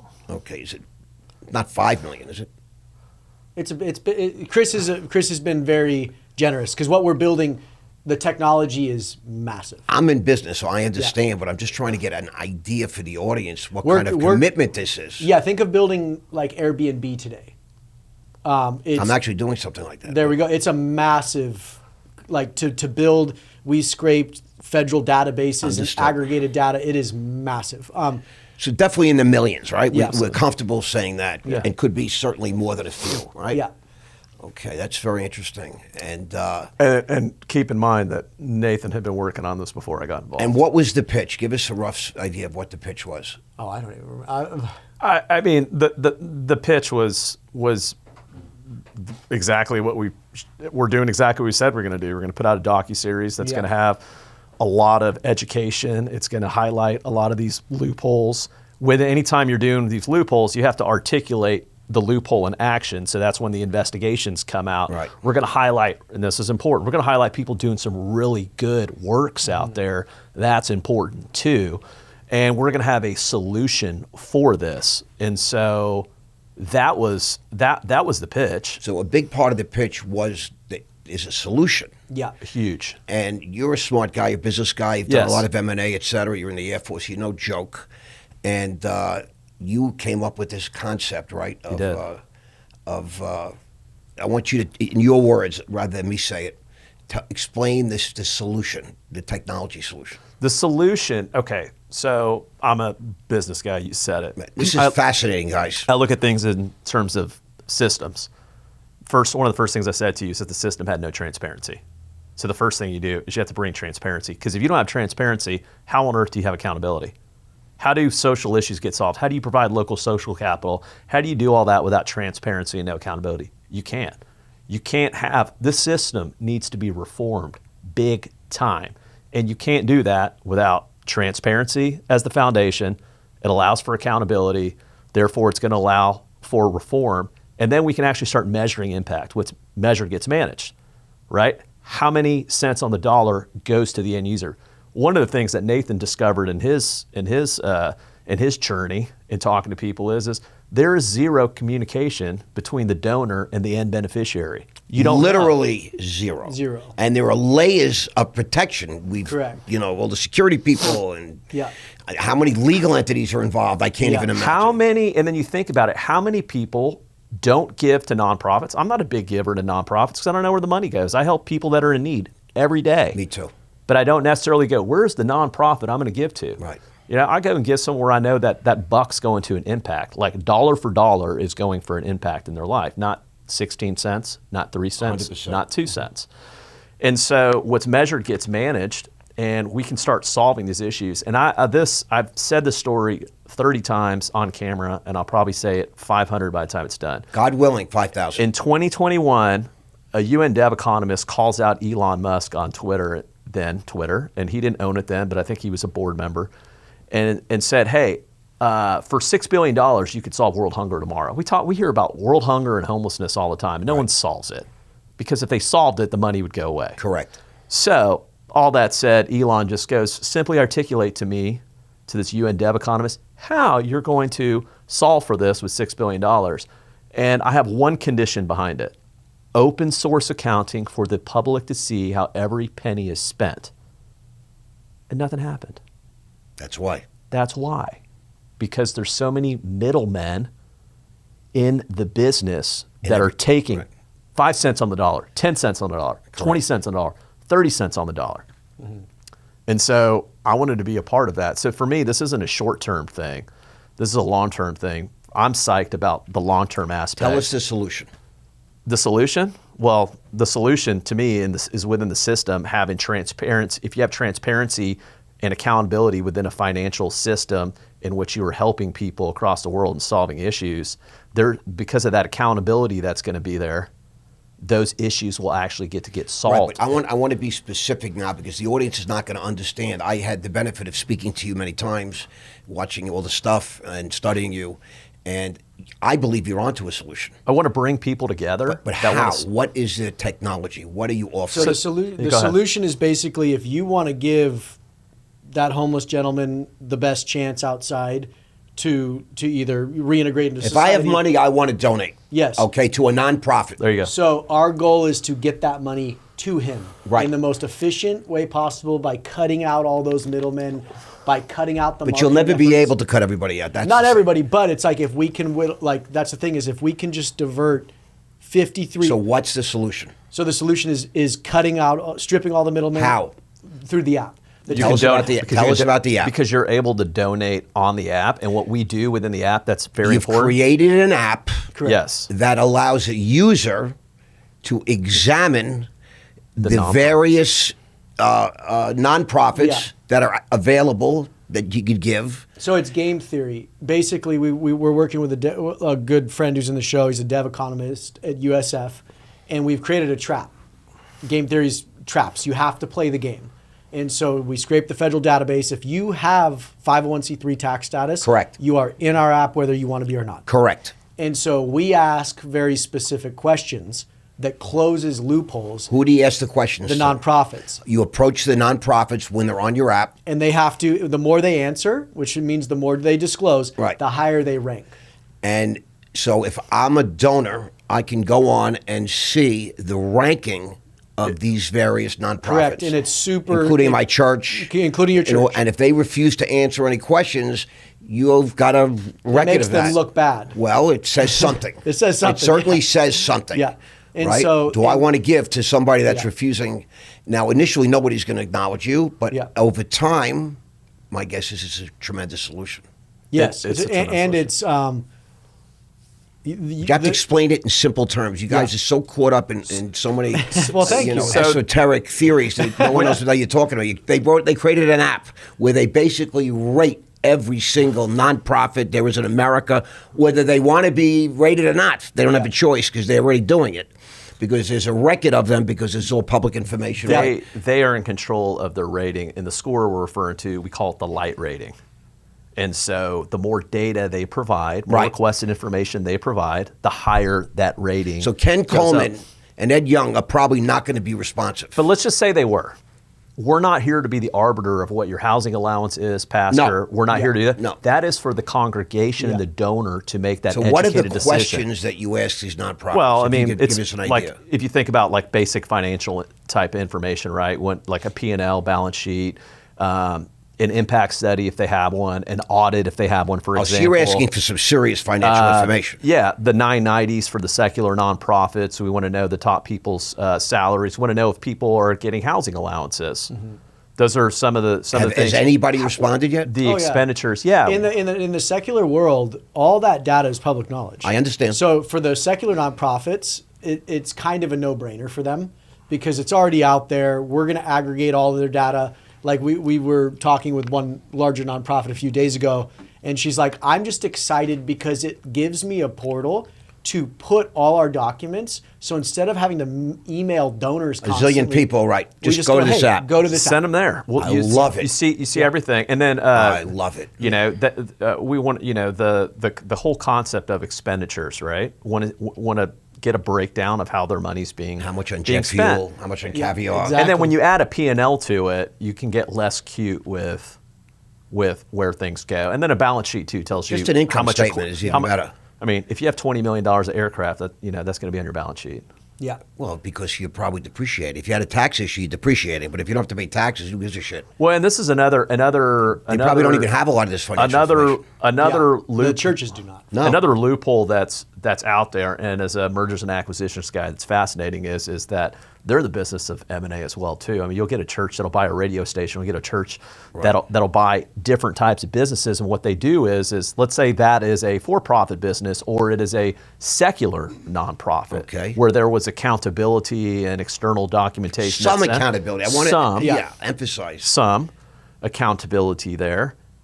Then they scoop it under the church, and then all of a sudden, legal status gets converted to religious entity, Right, no reporting. and then Yeah. it's now black. So you Dark. can build conglomerates basically in the U.S.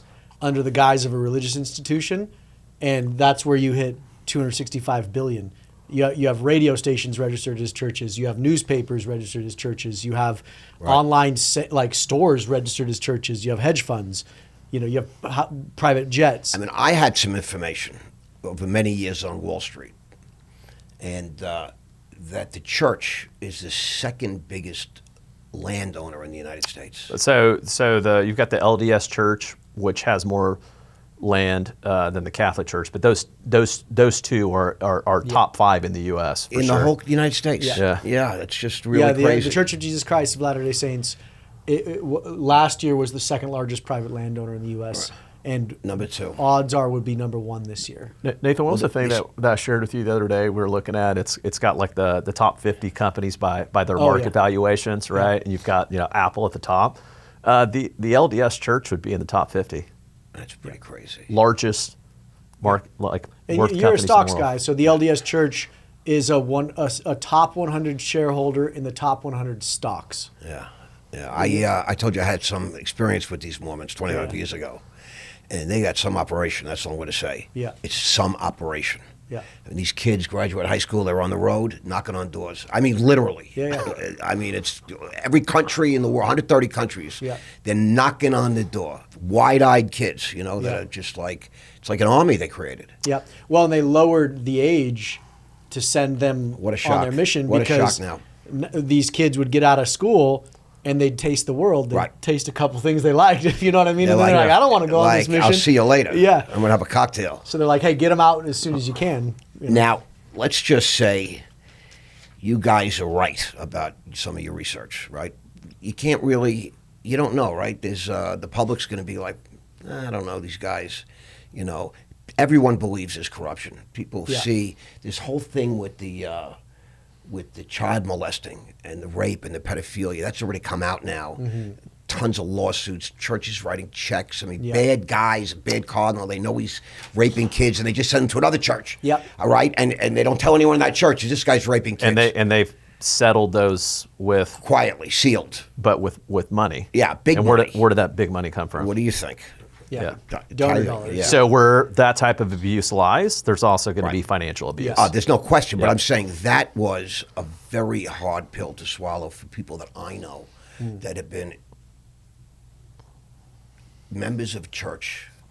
And when there's a real issue in the family, they go talk to the pastor. That's how some of these people that are in my life view the church as a holy place. Yeah. I went to speak to the father. When's the last time you did was a confession? Yeah. These kind of things. And they take this seriously. I mean, it's almost shocking to me because I was raised in a very loose-knit Jewish family and we observed a few things. We don't observe a few things. Like nobody really is that, it wasn't until I went to prison that I actually experienced Orthodox Lubavitch Jewry, which is wild. But you basically claim, you correct me if I'm wrong, that about $53 billion is stolen annually. Is that a reasonable number as part of your... That number's climbing, sir. Yeah, it's from 2021, that data. Right, so imagine just the interest on $53 billion. You're going to learn the new number, the 2025 number in episode 7 of the show, and it's much. Throw us a number. $92 billion. Annually? Annually.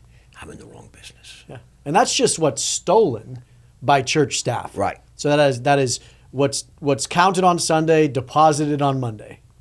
Wow! Outright theft. Outright. Yeah, that doesn't include the inurement side where misdirection and all these different things. No, that's just straight theft. That's the church going, shit. We misplaced $1,000. Where did it go? 92 million times. You hear occasionally of these things pop up, someone stole 200,000, 300,000, but. Someone gets prosecuted. That's what they hold. That's it. That total doesn't amount to 53 or 97 billion, nothing. Right? They do that, Hey, Vegas, man, that's crazy. Yeah. I mean, why do you guys think that the IRS, these people are money getters, right? Mm-hmm. And I think under Trump, they're going to really start getting what's owed, right? Yeah. And they're doing it with student loans now. Why has the IRS turned a blind eye all these years? You learn about this in the show. So I got to sit down with Philip Hackney, who oversaw the nonprofit sector, which includes religious organizations, for 5 years at the IRS. Okay. So I sat down with basically the smartest lawyer and brain in the IRS on the subject. No question. He walks you through it. And he's a devout Catholic, so it's an amazing conversation I have with Phil. What do you think? Because of separation of church and state, it's all gray. So it's all precedent. It's in the Constitution. It's but I mean, like the regulations that undergird the system right now. And so there's things that have happened in the last, really since 1913, because in 1913, Congress defined the nonprofit sector and carved that out. So what we see is nonprofits have always been here. No, They're only 112 years old. But that included religious organizations. In the 50s, a commissioner, what was his name, came out and basically defined this 14-point checklist and said, this is what a church is. And so in a sense, they had to define a church, but they didn't define it legally. They just said it kind of looks like this. Kind of, sort of. Kind of, sort of. And so the IRS created the current system. And so if they go after churches, it just makes them look bad, number one. And then number two, it'll start a civil war if they try to reform, the system. So their hands are tied. And that's coming from the gentleman that oversaw this. He's like, get your own house in order. Like, it's such a mess for them to touch. And every time they go after anybody, like in 2007, they went after Kenneth Copeland, who's in the show. Oh, okay. They went after Benny Hinn. Benny Hinn spent $5 million of donor money fighting the inquiry. And they just didn't turn over documentation. And if the IRS pushed harder, what did these pastors scream? Persecution. Right. You're persecuting us. Like you're hurting, you're coming after our faith. Right. And it just makes the government look horrible. So the government kind of stepped back, and in 2007, well, God created the financial storm of 2008. Yes. That deterred the government from further going after them. That's their story. Yeah, they said God created the real estate crisis of 2008 to end that inquiry. I saw that in person, that sermon. Really? Yeah, you were there. That was at Copeland. Oh, Copeland. Oh, yeah. It's funny because the United States government blamed me. Yeah. In 2008, Wait, so 2009. you're God. God working through me. Yeah. I caused I'm not public Wow. record. Full circle. Yeah. Pointed at me, Wow. facing the jury. Yeah, Copeland's son-in-law said that. Because a lot of these churches is like, it's nepotism, right? It's multi-generational wealth. family so like business. Kenneth Copeland, his course. daughter, son-in-law, next generation, and it's just passing down generational I wealth. almost wish I was a Copeland. Yeah. Dude. Imagine how these people live. They just, Yeah. at some point, you actually believe it's all yours and you're entitled to it all, and it's Yeah. all legit and straightforward, and Yeah. it's like nonsense. It's So you learn about this in the show as well, but back in the day, the IRS had 8 or 9 regional offices around the U.S. I believe in '98 they brought it all back to D.C. Don't quote me on the year, but they brought it all back to D.C. and brought the IRS under one roof. There's a court case that the IRS was going after this megachurch pastor because he was hemorrhaging money, and he just went after the IRS and won. And it was because he said, hey, there's 2 people high up in the IRS, one in rulings and commissions and one in another, I can't remember where else, but they have to approve the audit. And it has to come from the regional office of your area. And since there's no regional office anymore, your whole case is whacked. Spit in the wind. And they won at the federal court level. So Wow. since that court case, the IRS never chose those 2 high-level officials again. So for about 15 years, it was a total free-for-all. The IRS could not go after any church because of that court case. So every megachurch pastor was like, yo, this pastor just won. We'll just claim the same thing. That's why you said precedent earlier. Yeah, Right, so- but you got to remember, these are civil cases, right? Yeah. The IRS is if they do sue, it's not criminal at this point. Yeah. Once they start with criminal, nobody Yeah. wins. Yeah. But they don't take criminal unless they know they want to bang someone The out. Senate investigation Grassley had a pretty big investigation going on. I'll bet. Yeah. Really big. But then that's when the housing crisis stuff happened, and then They got sidetracked. Well, listen, people call it the housing crisis. The banks, the whole system failed. If you understand too big to fail, 9 the biggest financial institutions, the biggest in America and some of the biggest in the world, they failed. Yeah. They all had to be bailed out, and it was my fault. It was. And my bank that I owned and my brokerage firm, which was traded publicly, was doing just fine. We had plenty of capital. I stopped trading those products a long time ago because nobody could explain to me what would happen if the market goes down. Nobody. Everybody's doing it. That's what at the end of a 2 hour. At the end of the 2 hour meeting, they would say, I said, explain it to me. I said, everybody's doing it. Goldman Sachs is doing it. Well, you're just sitting, you got your hand in our pockets because we were making $400,000 a month trading those products, riskless, basically. That's what they were telling me, riskless. And I'm like, I don't understand. What if this happens? nobody could give an answer. Well, see, so I understand liquidity in a marketplace. So that actually mirrors the religious organizations in the U.S. You said too big to fail. Yeah. So religious organizations are super easy to bankroll because I can bankroll my congregation. Yes, of course. So if I have them in at 10%, I can go to the bank and say, hey, I have 400 people that are given 10% every month. Like, I want Bro, this you loan. are a bank. Yeah. You become a bank. Yeah. And so The only problem is if you become a bank officially, now you're regulated. Yep. Yeah. You understand? Unless Well, you're there's also unless you're churches- the papal bank. There's also churches that have banks. I bet. They own, like they call them credit unions. Yeah, I get it. I mean, it's just, to me, it's so wild. All in the name of God, of course. I mean, it's just really, and now all of a sudden with the amount of fraud we're seeing within the government, what I understand, I still have some relationships. They haven't released anything publicly yet because it's that crazy. What's going to be released? Wow. That crazy. What's coming? That they've already discovered, and they're building cases against household name people in Washington that's going to shake the very foundations of this country. They've just been blatantly stealing. Yeah. It just got so blatant, just like in religion. I think probably it evolved over time, and you start, you step over a line. I'd like to see that happen. I mean, is it going to I happen? understand it's going to happen, and but they're sort of, they're floating different things so the public doesn't go into complete and utter shock. They, by the time this information comes out, they want, I think, to season us. We say, I knew that was going to happen, that kind of thing. And just like if there was something in the church that happened, one of these two of these big boys, like that you point out, the people would be like, I knew it. Yeah. You know what I mean? Bad actors. Yeah. I'm very much for organized religion. I really am. I think it helps a lot of people. Mm-hmm. I think it's a good thing. Anything that honors family and being good and et cetera, and prayer to God.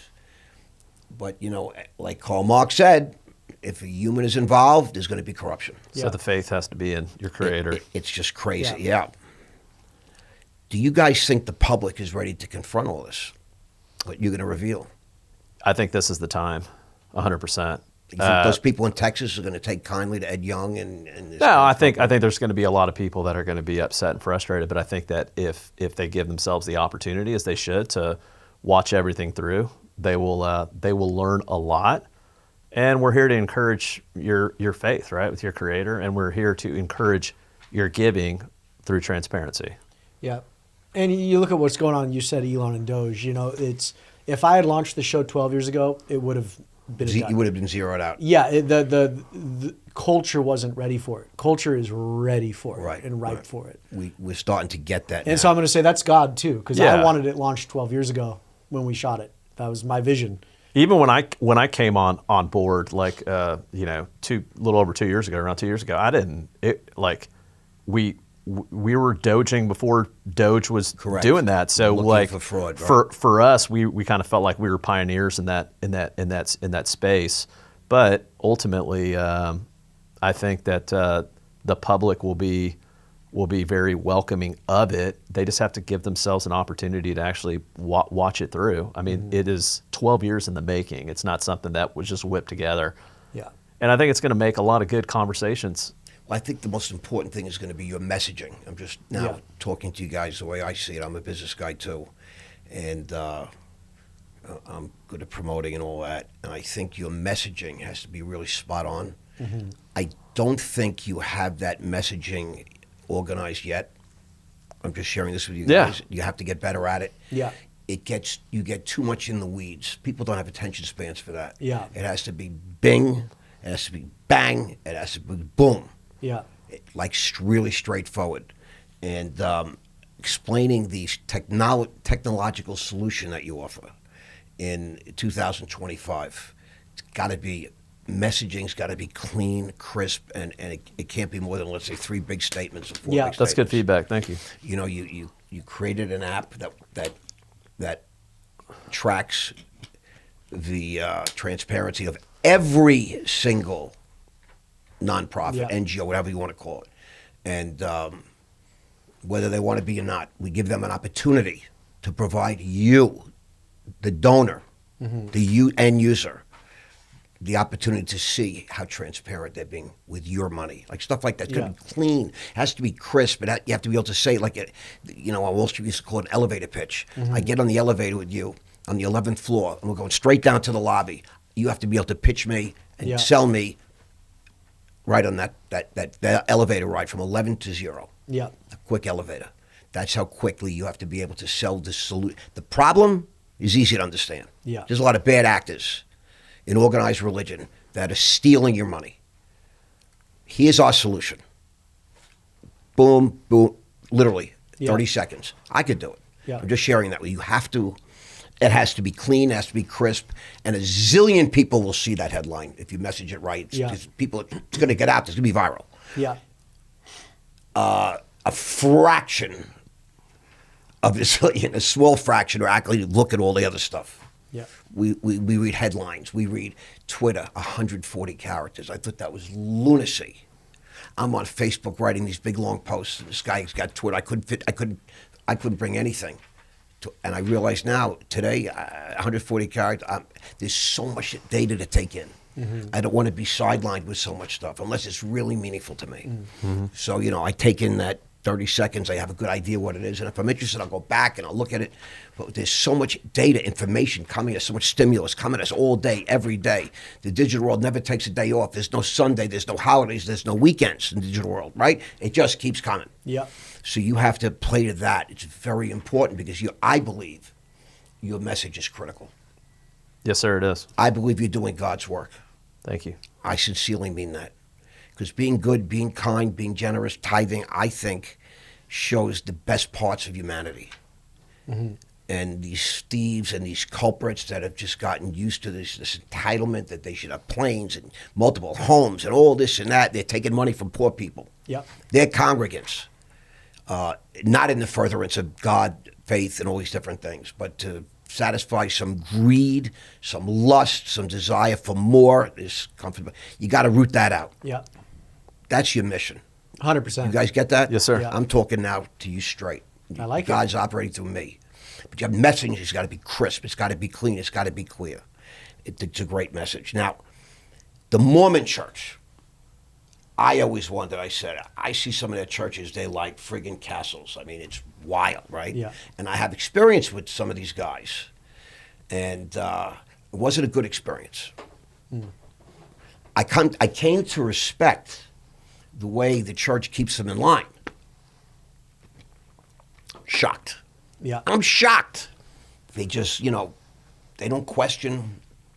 They follow in footsteps.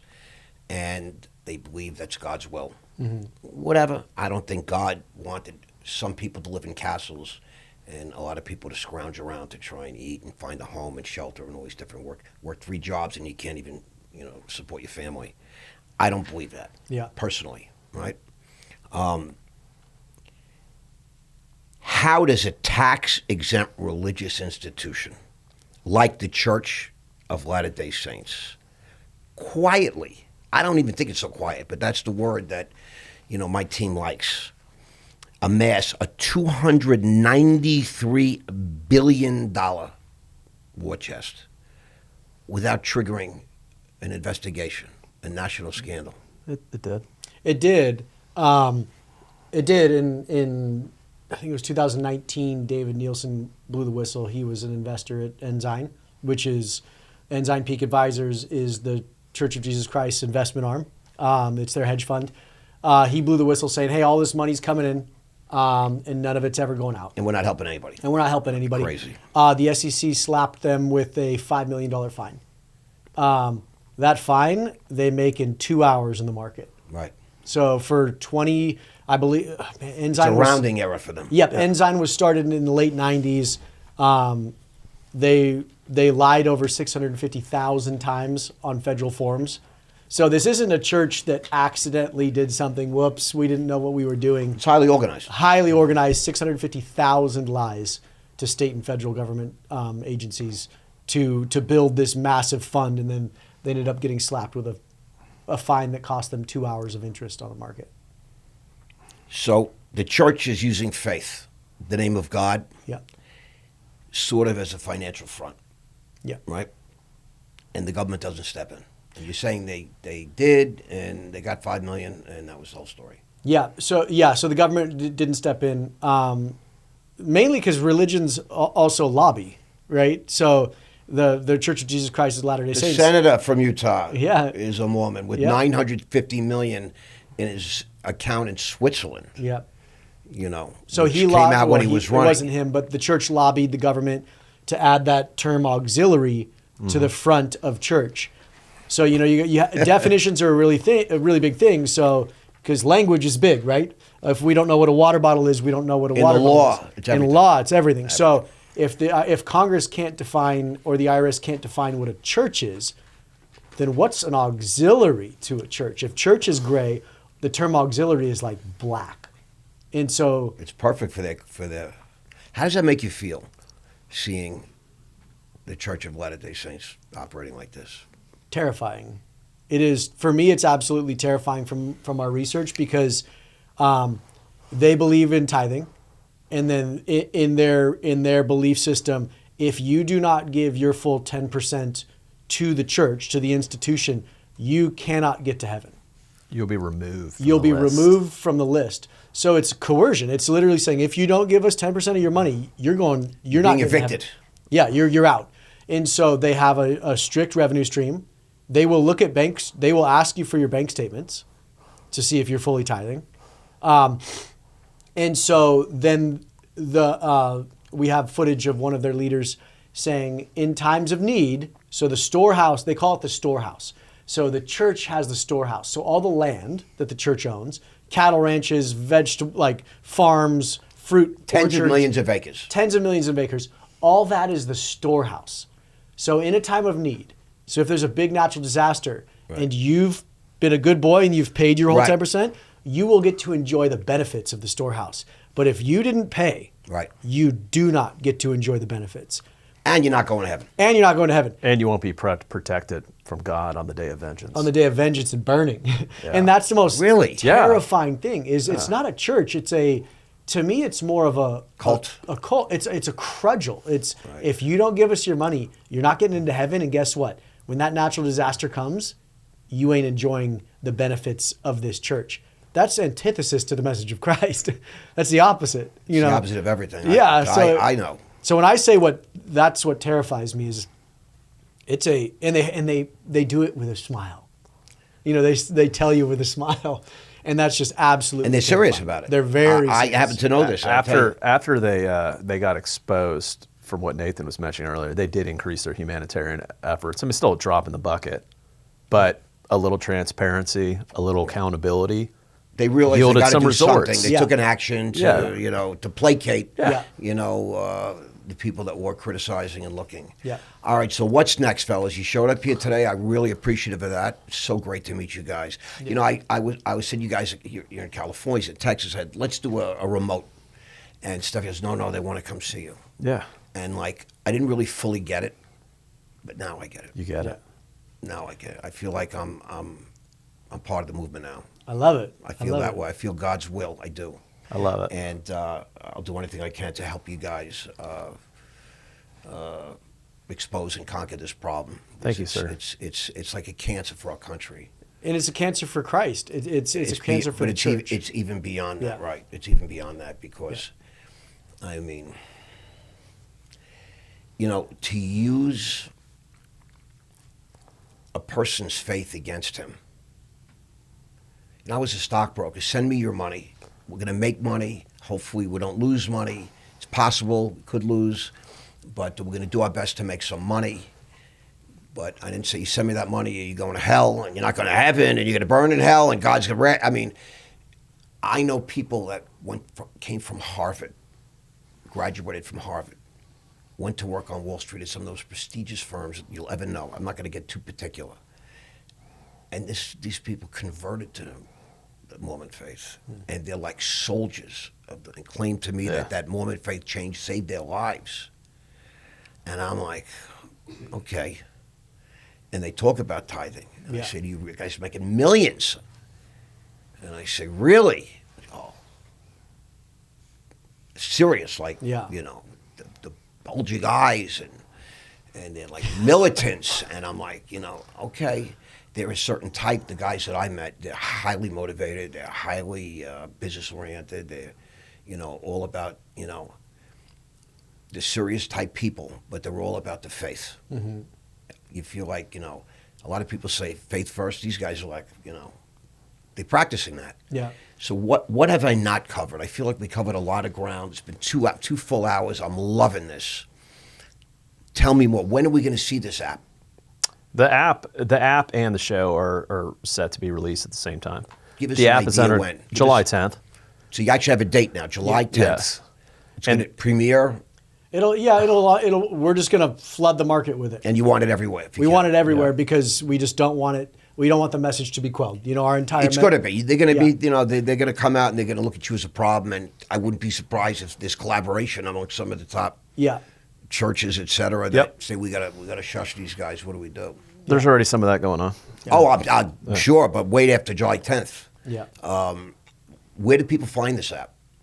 The app? Well, the app will be downloadable in the Android store as well as the Apple store. It's called Broken Shepherds. Google Play Store and Apple, the App Store. So on any Android in the world can download it. Any iPhone can download it. Okay. Once you download it and create your profile, there's a web version too, so you can just access it directly from the web. And you're going to advertise this app as part of the release? Is that? Well, they're separate entities. But the show is the problem. The app's the solution. So we'll be talking. So that's an auxiliary app. But the app's not mentioned. Exactly. The app's not mentioned in the show. Yeah, the app's not mentioned. Well, how will people know? Because I think that it's important that you provide a solution, not just expose the problem. Because you just expose the problem, people are going to point at you as the devil. Yeah. You're working for Satan. But I think your solution is brilliant. Because whether you want it or not, you list it. Yeah. And whether you want to put, reveal stuff or not is your choice. Yeah. But at least the donors will know you're refusing. Yeah, you can't sell products or promote products in shows on Amazon. No, I understand that. So they have But you got to figure out how to get the message the big out. part of it is the podcasting side of things, is going out and getting the word out to as many people as possible. You saw what happened this past election. That was a big thing. It's going out on podcasts. Trump went to Joe Rogan when he wanted to get his unfettered, clean message out. Got 30 million downloads in the first 12 hours. Nothing like it ever happened before in history. Ever. Podcasting is real. It's here to stay. I have no agenda. There's a chance today that after you guys left, I say, John, these guys are out of their wackos and they're big. You know what I'm saying? You don't know. Yeah. I don't know. I try not to formulate an opinion. Yeah. Even though we've spoken and I got a lot of what you're saying. There's a lot of crazy people in this world. Yeah. Okay? And you're going to be there's not a name that I can think of, a bad name, that you're not going to be called or referred to. Oh, for sure. Yeah. If they're willing to tell people you're not going to heaven unless you put up money, and you're going to burn on the day of vengeance, whatever you call it. A lot of people might laugh at that. They go home and they're afraid. Yeah. People have real fears that people like me don't understand. Yeah. For real. It's a serious matter. And you're playing on somebody's like heartstrings. It's serious stuff. It is. Well, that's one thing. It's outrageous, really. It's outrageous to me. Well, that's our thing is people come to church, whatever your faith, whether that be LDS or whatever it is. Whatever it is. You come to church, it's your most vulnerable. You're there for salvation and to be fueled and want to feel your Creator. And that's an opportunity for wolves to come in and just leverage the shit out of you. And you've identified a few wolves today. Yeah. And a big wolf's lair. Is there anything we haven't covered right now? Because I don't want to run this on too much. I think we've covered a lot of ground. We profile a major problem in the nonprofit sector and the religious sector in the 7-part docu-series. And then we close the 10 main loopholes in the show. We close with the app. Right. So you're providing a solution. You're not just exposing a problem. Correct. And I just think that today was brilliant. I thank you guys. It's been a real privilege. Okay. And I think that we should have maybe a part 2 prior to the launch, maybe. Sounds good. And get something so we can really put it out there, so to speak.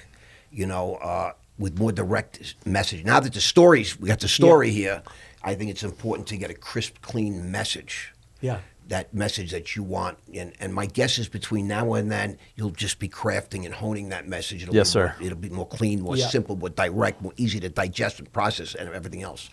And I think that's really important because I think you have to advertise that message. Yeah. Yeah, we're building our landers right now. You know, the Broken Shepherd's website is very simple. It's got those big, bold statements. You see the app, you can download the app. And then same thing with the show, The Religion Business, the website. Both of those landers are in development. And so, yeah, in 4 weeks, those are our consumer facing marketing efforts. You're going up against hundreds of billions of dollars. Mm-hmm. You know, I was in prison, as you know, and one of the things they tell you when you first get to prison, don't fuck with anybody's money. Yeah. Yeah. That's like one of the first lessons you hear in like the first 2 days you're in prison. Don't ever fuck with anybody's money. If somebody's got to hustle, stay out of it. Because that's the way you get killed in prison. Mm-hmm. And well, I'll tell you this you're right now. You're fucking with a $1 trillion hustle. Yeah, and the reason why we're here is because strong men abdicated their role to stand up and say, hey, stop, cut the shit out, right? I love it. And so we're here to stand up, Yeah. and we've already seen it. Like, we're standing up saying, cut the shit out, and there's stronger men than me standing up behind us going, we've got their back. I love it. And so we're hoping that, yeah, we're the tip of the spear right now, but there's a lot of really strong leaders standing up behind us going, they're right. We need to stand up to this problem. I love it. And I'm just going to close with this one statement. You know, when God wanted to anoint David as the king of Israel, he didn't send him the crown. He sent him Goliath. So Goliath is coming, fellas. I'm just saying. Well, we the show does mention the religion business and the nonprofit Goliath. Yeah. Goliath is coming. Yeah. But, you know, that's how you get the crown. Yeah. So thank you so much for coming today. I'm so Thank grateful. you, Ross. It was a pleasure. It has been a privilege. Thanks, brother.